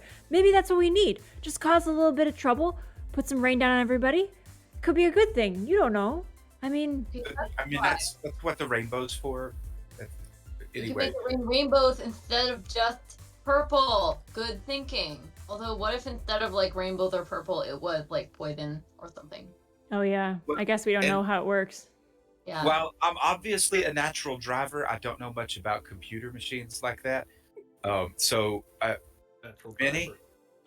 driver. Well, maybe okay, I'm just spitballing here. I didn't exactly pay attention in science class because it's full of a bunch of phonies in the first row and it's really hard to pay attention to anything in that class, but what if we made it the sun, like, you know, come through the clouds, like get rid of all the clouds. Maybe we could dry up some of that lake and see the robot in there a little bit more, you know?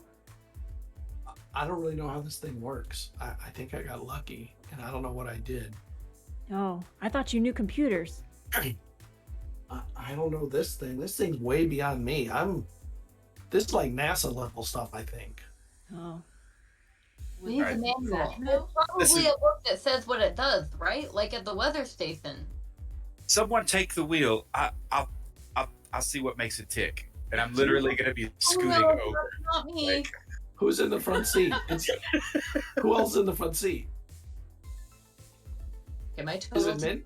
is gonna be 3 dice, so please don't make me do this. I mean, Matt can like put his torso over the top of the seat and drive hanging over Sure. the top of the seat. Sure. Who's Peter feeding? whose feet are feeding? That's what I said. So you lean over the seat. Nikki moves over to the left. His foot barely is touching the gas now. I've And had what are you doing? nightmares What are you doing, about Nikki? this. Me too. My brothers did this and crashed into a tree. Fun fact. Oh, Excellent. They're fine. I mean, you're getting near to the lake when you know, with all the conversation and stuff as you get there. And you lean over. Can I get a tinker roll from Mac? Oh Since boy, you're taking the wheel. this is a mistake, everyone. This is a huge mistake. Hang on, let me get rid of some of these dice real quick. Nope, I'm using luck. I'm using my second luck. I have 1 left. Oh god. And I got a 6, a 5 and a 6. All right. So you're able to steer the car enough to stay on the road, although you're on the wrong side of the road. You're not really. When you're in a driver position, it's the first time you've never actually been taught. You're not even really sure what side is right until another car's coming, probably. Doesn't matter what side's right. It's the side Mac drives on. Nobody drives out by the lake anyway, but you do hear like a as the wheel is starting to give out, and then suddenly, and the wheel falls off the car, and you're still moving weirdly, but you can see sparks flying out the side of the car, and Guys, it's slowing down even with gas. Nikki, how's that coming, man? Give me just a minute. Is this calculate? Yes, calculate it. All right, so that's 5 Calculate. dice. come on. This is like the worst night ever for my rolls, but I haven't used any luck, so I'm Oh, gonna use nice. my first, Okay. and I got 4 successes. Holy shit. Holy That is cow. as many successes as I've gotten all night combined. It is so significant to me that I feel like screenshotting it. You should. You So- should. The machine wears on, and you see it go into something called training mode. Mhm.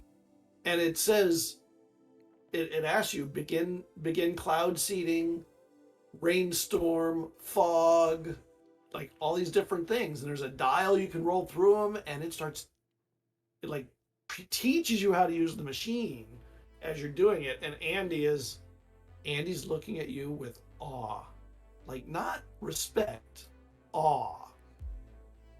Y'all, it's kind of like Wow. a pinball game.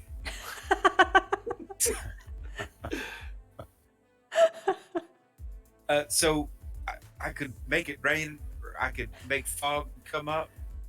I reckon by the lake, if we make the fog come up, and I guess at this point I'm gonna look up and realize, oh shit, and hit the brake. Yeah. Yeah, good idea, because you're right next to the lake anyway. I'm gonna I drive into it. wonder if fog came up, if the sea monster would feel comfortable coming up, and then you could all see it and know that we're not just crazy. Yeah, maybe we can That's a get really into good a idea. position where we can like jump on it or something. Oh, can we ram the car out there, Nikki? Do you think you can get like enough speed? Are everyone? Well, problem is it ain't got no gas in it. It ain't going nowhere. Should I siphon some gas? I'm really good at that too. Really, it's missing a wheel. It ain't. I'm really while good at you're- that too. And when you stop the car and you're looking out at the lake, you see it surface again. The top of it, just looking out.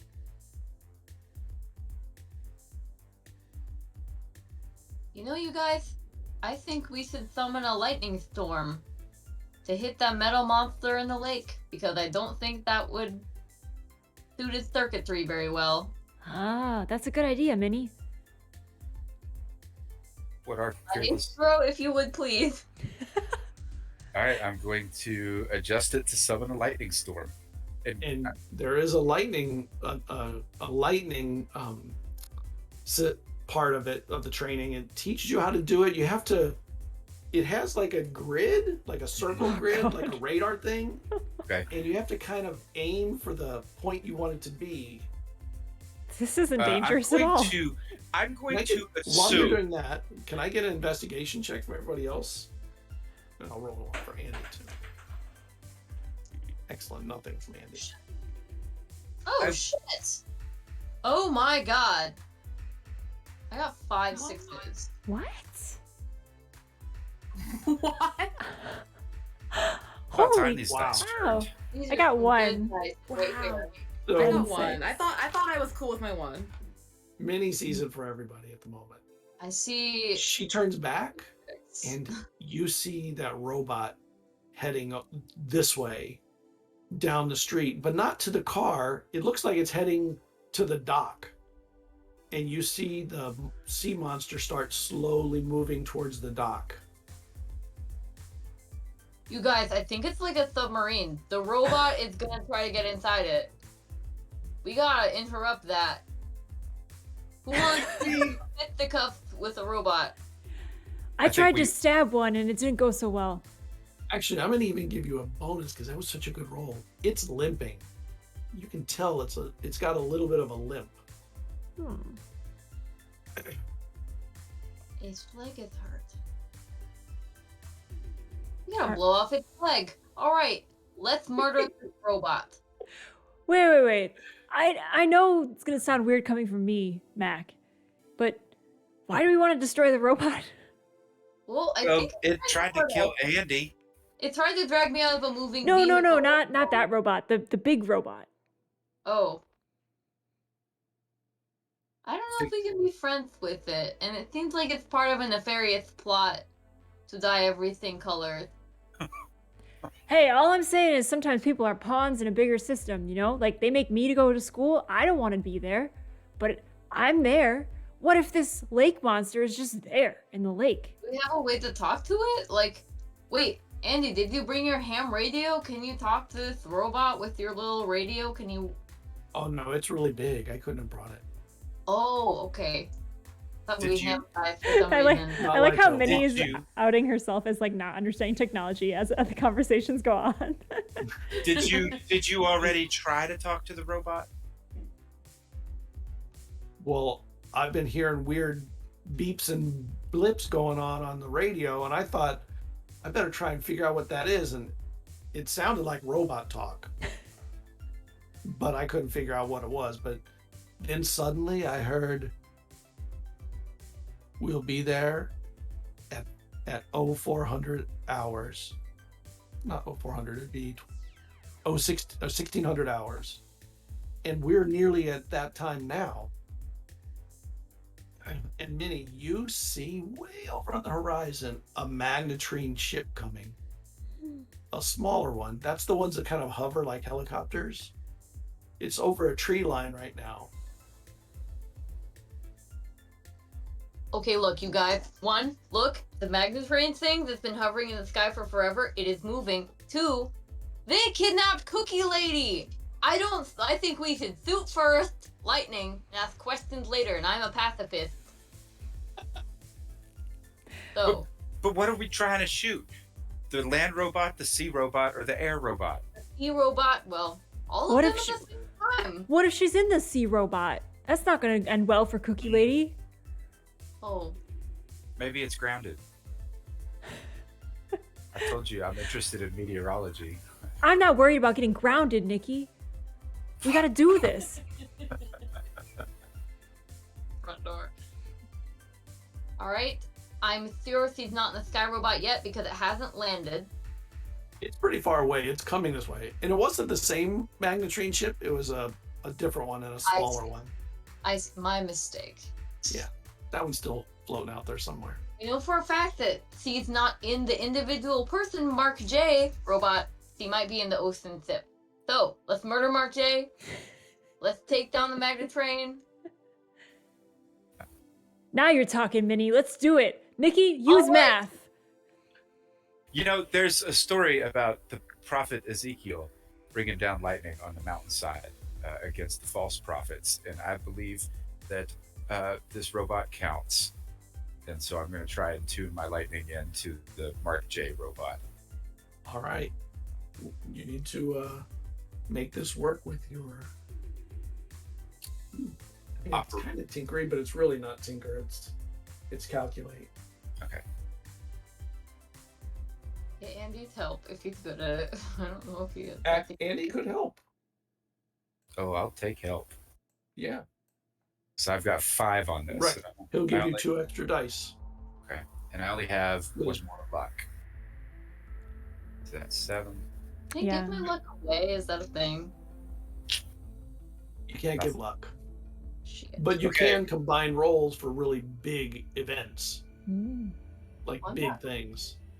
Okay, well, I did not pass that one, so I'm going to burn my luck. So if anybody has anything they want to do or can do to help. I don't know if Mac's your guy. I mean, how far away are we from this robot? We're pretty far, right? Yeah, but not so. I mean, you could run to it, and it's like 100 yards away, like a football field distance, a sports ball distance. I think. Do I see anything metallic near the robot? Like a conduit? You see a charge station near the robot. I think Mac will look to you, Nikki, and he looks at his pocket where there was that, I guess, crumpled cigarette mash that he took from Heather. And he's like, he has this moment of just kind of self-abandon and deprecation. He's like, I got you, man. I got you. I'll help. And he'll bail and just take off running, and his intention is to create a conduit of metal towards this robot, so basically a channel that leads to it to have a Okay, better so- strike. Awesome. So this is what's called extended trouble. This is something that requires a high number of successes, but everybody's dice can be combined into a pool using the things they're doing. So Nikki and Andy are helping with the machine. Mac, you're running out to try and increase the conduit. What do Minnie and Skip want to do while this is happening? Do they want to do something to push this one way or another? Yeah, I want to.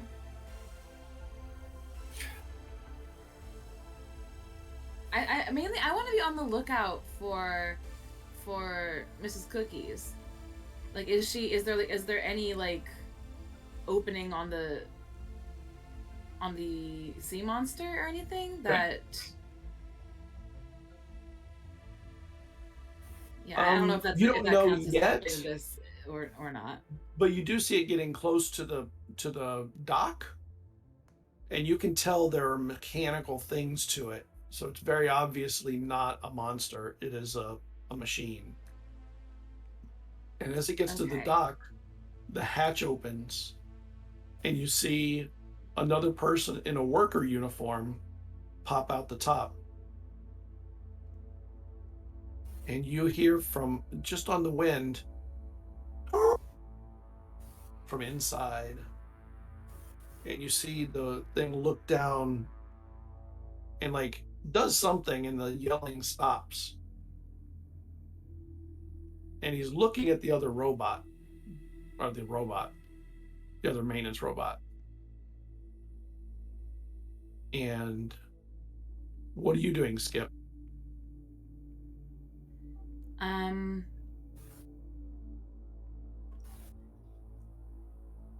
I want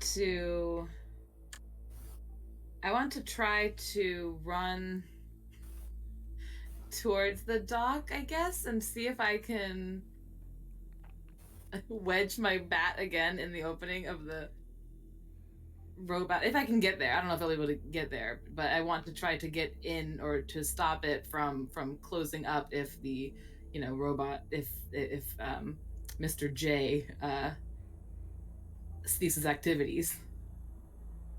Okay, so we have Mac and you are doing stuff to try. One's trying to extend the conduit, make it more dangerous. Yeah. Make it where it can electrify the robot better. You're trying to keep the hatch open. Minnie is keeping an eye out and hoping to find what's going on out there, keeping Minnie's an eye also on gonna everything. turn on the radio in this car and try to pick Okay. up any radio messages that might be coming out of this boat that's docking. There might be a CB radio in there. There is a CB radio, and Andy climbs up into the front seat. Says, "We can use this. We can call in help." Nice. Okay, yes, do that. And he turns it on and he goes, "You do it. This is like your trouble." And he hands it to you. You just squeeze the thing and you can talk. All right, can I get a roll? Boy. That's All the dice. It's 5 dice from me, 2 5? dice from Andy, 7. and I don't know what everyone else has. Mac. So Mac is doing a physical thing, trying to hard connect stuff.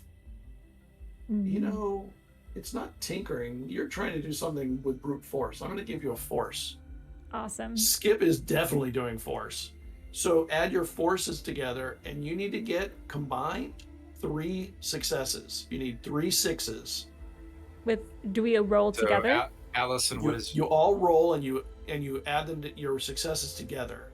You're Oh, looking okay. for 3 successes to make this happen all at once, coordinated, and Awesome. against all odds. So I'm gonna roll my dice on my end. Sure. Yep. Okay. I have 5 to roll for force. I'd like to think that Skip and Mac, as they're running to the different destinations, are kind of like Superman and the Flash running side by side for a moment. Yes. As we they peel look at off. each other, Yeah. especially as the lightning is starting to form in the air. Yeah. Right, and you can see it Cool. crackling in the Yeah. clouds getting ready. So cool. Wow, that sucks. I'm gonna spend my last luck point. I got nothing on that. Okay. I'm gonna roll my 7 right after. Okay. I have 2 to add to the pot. Awesome. I have 3. Wow, 5 total. Skip, what do you got? Did 2. Minnie roll 2? And Minnie needs to roll her contact. Ooh, that should be a good one for you. That's oh, I get to use my heart. Yay! Yep. Oh, I got a 6. 1 6. Okay, so you've loaded up. So everything falls into line as needed. You get on the radio and you realize that there's a trucker on there. is everything okay? I don't... Actually, what do you say when you turn on the radio, when you use the CB for the first time? It's a great question. Is anybody there? Can anybody hear me? Pro. I can hear you, girl. You hear somebody come back.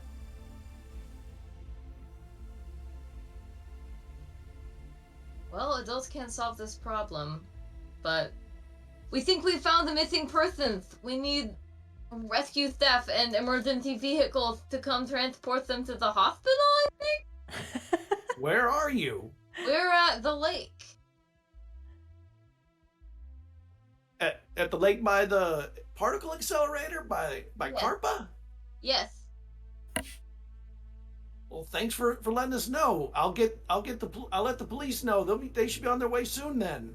Thank you, Trucker Man. You are my hero. What's your name? My name? Heather.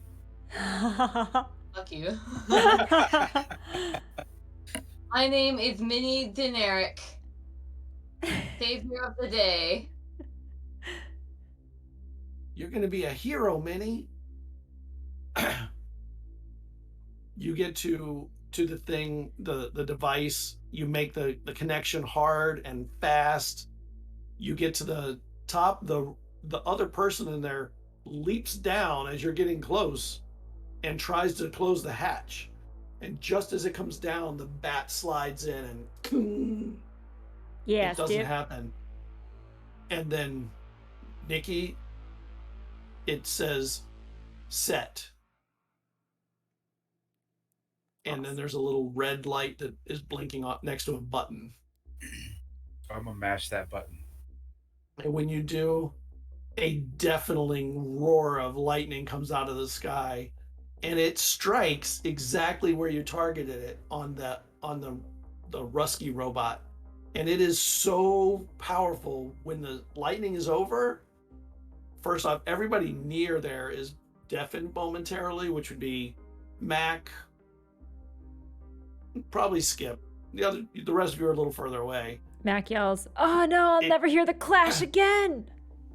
All the clothes that it was wearing are burned off, and it just looks like a metal, like a skeleton of a robot with a face of a person and hands of a person that are turned black from the fire, and it's burning. Like parts of it are now burning, and it's just stuck in one place. And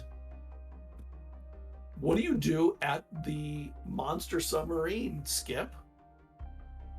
You need to get out of here. You need to get out. No, you. Help! Get the police! We're all down here, the two maintenance workers and me! And he's trying to bang the thing down on your bat. No, I'm gonna try to like kick him or something. I need to keep this open by all means. Okay. Give me a force.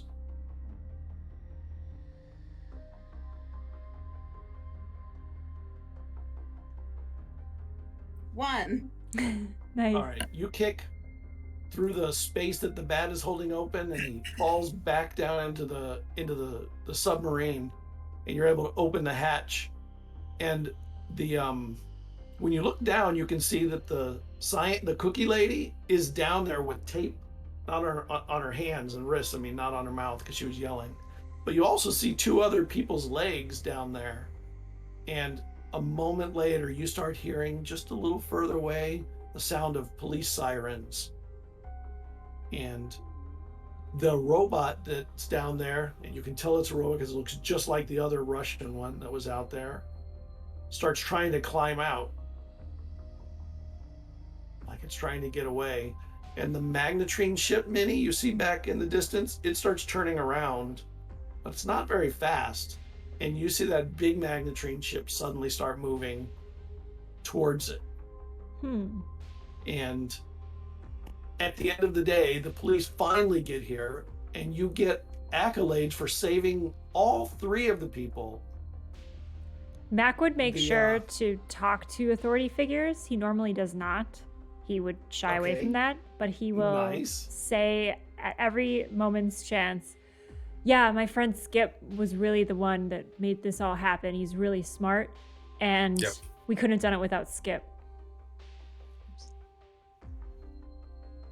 was nice. That's Skip generic. He's the one responsible. Back to back. Minnie doesn't share my views on cops either. She gives them all stickers and stuff. And they all reluctantly accept them, but they take them. They try to keep you from putting them on their badges, but I'm sure they can't really keep you from doing it. Sorry. You gotta accept And it. and the cookie lady, when she finally gets touched, like, oh my God, you saved my life. They were trying to take me back. Well, listen, I think in gratitude you should help tutor Skip so he doesn't have to repeat a grade at school. It's the free market. We rendered a service. That's true. I'll definitely work with you, Skip. You need some tutoring? Believe it or not, I'm pretty good with math. So Yeah. let's get you passing school. What are your grades like right now? And they're all D's and then a couple F's. They're not bad. They're not. They're pretty good, actually. I bet if I talk to the principal, maybe we could get you with a little summer school to not have to have any problems. You think that would work? Little summer school? That's how Skip's story ends with summer school. Totally. But he is the hero. Like, everyone's like, that's amazing. But the principal is gonna not hold him back, not put him in special school, in a special class. If I can still Instead- play baseball. That's the win. Right Of there. course, there you go. Yes. I'm gonna go to the local news station and try to get this boy cards tickets for show. Get a special limited For all of us. Yeah. We need and a booth but- at the cards game. Fuck That'd be that, great. look at it, So- rub it in your face. the firemen like pitch in and buy you all tickets to a box seat for the cards game, and your parents get to go, but they stay out of the box seat. They're in the regular seats, so you get to be at the cool seats, and they're down there in the We're still stands. purple though, right? At the But scale. everybody's purple for 3 weeks. So that's and Andy's coming with us. Also, Andy's our friend now. Oh yeah. Yeah. All right, Andy will go We teach too. him the cheer, which the cheer is just yelling "Go Cardinals," so it's not And that he knows hard. nothing about sports ball. He even probably calls it sports ball. I think So- for Mac at the end, he'll just say to Nikki like, "Hey man, you did a good job.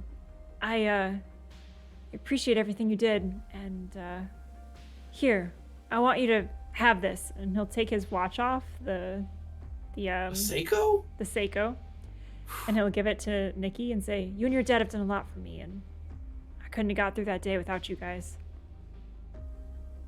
Well, thanks, buddy.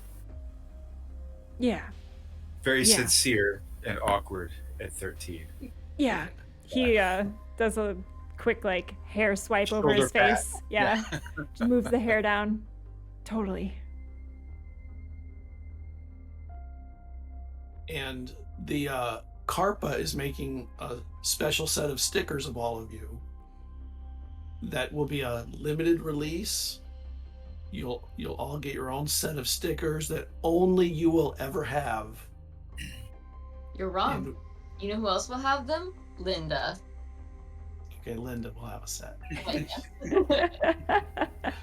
The sticker salesman. And Yes. Nice. and we'll fade out with one of those iris shrinks on the stickers, where it's like a big circle that comes down on the stickers, Aw. and then an end. Yay! You saved the world from the Russians. Well, well, well. If only. Well, And it considering was Russians trying to steal the weather control robot and trying to steal back Dr. Adriel, who was a Russian, who the US Told helped you. get out of Russia, and because she was a brilliant scientist, and they were trying to take her back. Was the purple rain an accident? It was a die, and the machine got stuck, and it was supposed to just do a little area, and so they could see how far it would go out, and it just kept blowing and blowing, and it got over the whole town so, That's amazing. from the big ship. Probably will use the weather machine every now and then to like make sure it's sunny for that baseball game. Or Oh, that's such a nice use of Aww. it. That's the best Aw. use of a weather machine there is. Right. Well, crew, thank you so much for playing. I had such a good time with you guys, and let's all give a big thank you to our guest GM, ZealZaddy. Scott, you rocked. That was Thank so much you. fun. It was so Thank much fun. I you. love this. I love the game, and you guys are so cool and so fun. I love that you Awesome. actually came with 80 stuff on. I had a great time, and yeah, I'm gonna do all the promo stuff in chat. So if you guys haven't followed ZealZaddy yet, you definitely should. Dropping links to all of the cool TTRPG stuff that they're putting out there. And Thank I'm you. gonna turn it over to I guess let's go around really quick before we sign off for the night and just share who we are, what we're up to, if we're on the internet, where you can find us, if we're doing any projects, or if you're just a super nerd, just tell us what you're all about. So we'll start with our guest GM for this first Friday, Scott at ZealZaddy. Tell us about yourself. All right, thank you. I'm Scott. I am one half of ZealZaddy, actually. My partner is Cliff Dunn, who does a lot of the writing for our drive-thru RPG products. You can find us everywhere at ZealZaddy. Our website is ZealZaddy.com. You can find information there, reviews of other people's products that we find interesting. And we stream on Twitch at ZealZaddy. We're running one game right now on Tuesdays at 9:30 p.m. Eastern, which I guess Central would be 8:30. Mm-hmm. And we're nearing the end of our second season.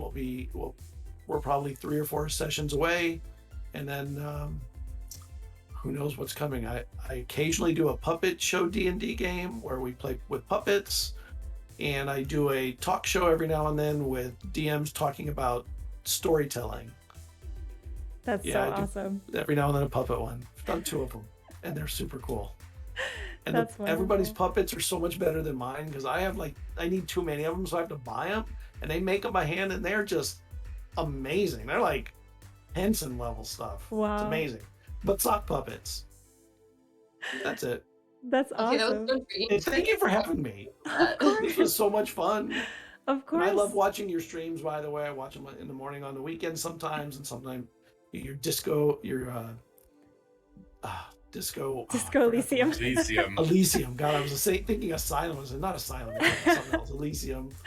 So Yeah, of course. Thank you Thanks. so much. It was great connecting with you. For those that don't know, we met Yeah. on Gamer Mom Luna's channel. We were both on an episode chatting about just TTRPGs and storytelling. And yeah, it's just been great to collaborate with you. So I really appreciate the opportunity and hopefully more to come. Yeah. And let's hear from Matt. Oh, and I'm in your wizard game in a month. Yes. Yeah, I haven't announced it officially yet, but I know the guest spots are always where we drop the juice. So yes, we have a wizard game coming up. That's D&D 5e, which we don't do too much of on the channel. So I'm excited about that. And Scott will be in it. I'll be in it as a player, and we will all be wizards. It's called Oops, All Wizards. So look forward to that. But yes, Matt, tell us who you are, what you're all about. I'm Matt, and that's so broad. I run a weekly Tallest campaign that is structured with 3 regular players and a guest spot for every adventure. An adventure being 3 to 5 sessions with a discrete beginning and end. We just finished our second adventure, and then between each adventure, there are 3 one-shots for the core players of the campaign, and then all guest players to join. So far, we've had about 12 different people playing characters in the campaign, and it's been a lot of fun. I have an in-person game that I'm starting, and I'm all over the internet, but you won't find me. It's true. Where can we see the Tolos game? I can put you on a list to play it, but I do not stream it. Oh, okay. It is not a streamed game. No. But it is an excellent one that I hope to be a guest on at some point.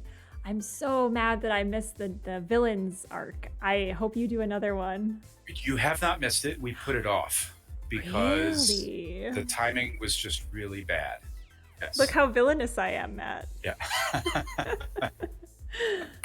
That's awesome. Thank you so much for being on the stream. Next up is Hedge or Charisma. Tell us about yourself. Who are you? What are you all about? Who am I? I am everyone and no one. You will find me in your closet right now watching you sleep. But also Why are my players so weird? Why? I'm no. I'm a fun person. Wow. I have like a shitty garbage game with all lesbians in it that I DM on Sundays that we have like a SoundCloud for. It's amazing. It's very the sound quality is 100% trash. The humor is also trash. If you enjoy hearing me do Russian voices and pretend to be a vampire or a knitting mama dragon, then I don't know, go listen to it for fun. Otherwise, I don't exist on the internet, and I don't wish to. But Allison and Zaddy make it worth it. So where you said there was a podcast of this? Where is that? On SoundCloud. I put the link in the chat. Oh, drop it in Discord. I'll put it in the chat. Cool. All right. Because I definitely want to check that out. Heck yeah. Yeah. Wow. Also put the link to ZealZaddy's YouTube channel with the sock puppet campaign because I like found it and it looks incredible. It is incredible. It was crazy. And it's like a family friendly one because it's sock puppets, so you never know if there's kids that are going to show up, so I try to make it family friendly. It looks so delightful. What a great Like, idea. their battle map was a door map that I found. I love it. All right, I'm going to drop that in chat. And last but not least, Reba. Who are you? What are you all about? Hi, I'm Reba. I mostly play games. I sometimes run games. I won like Call of Cthulhu game. I ran for a couple groups. The one shot that turned into a 2-shot, so it's a 2-shot now. But as they tend to do. Yeah. Yeah. But yeah, I stream sometimes, but not any tabletop content. Mainly it's been Pokemon and stuff. So I do that very regularly on my Twitch. I have a Twitter where it's split between fandom and idols and whatever.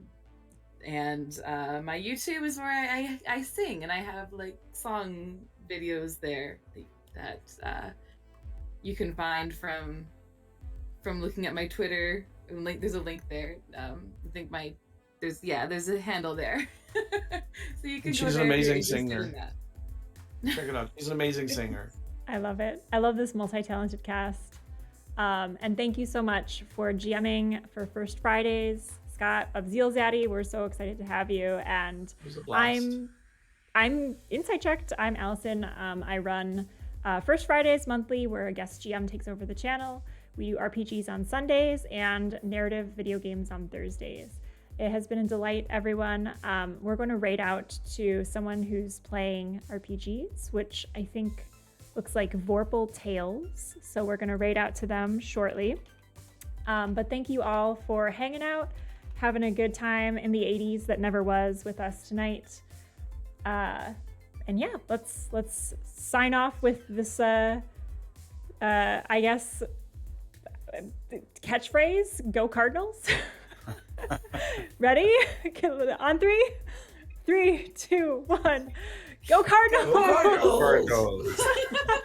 Have a good night, everyone. Good night.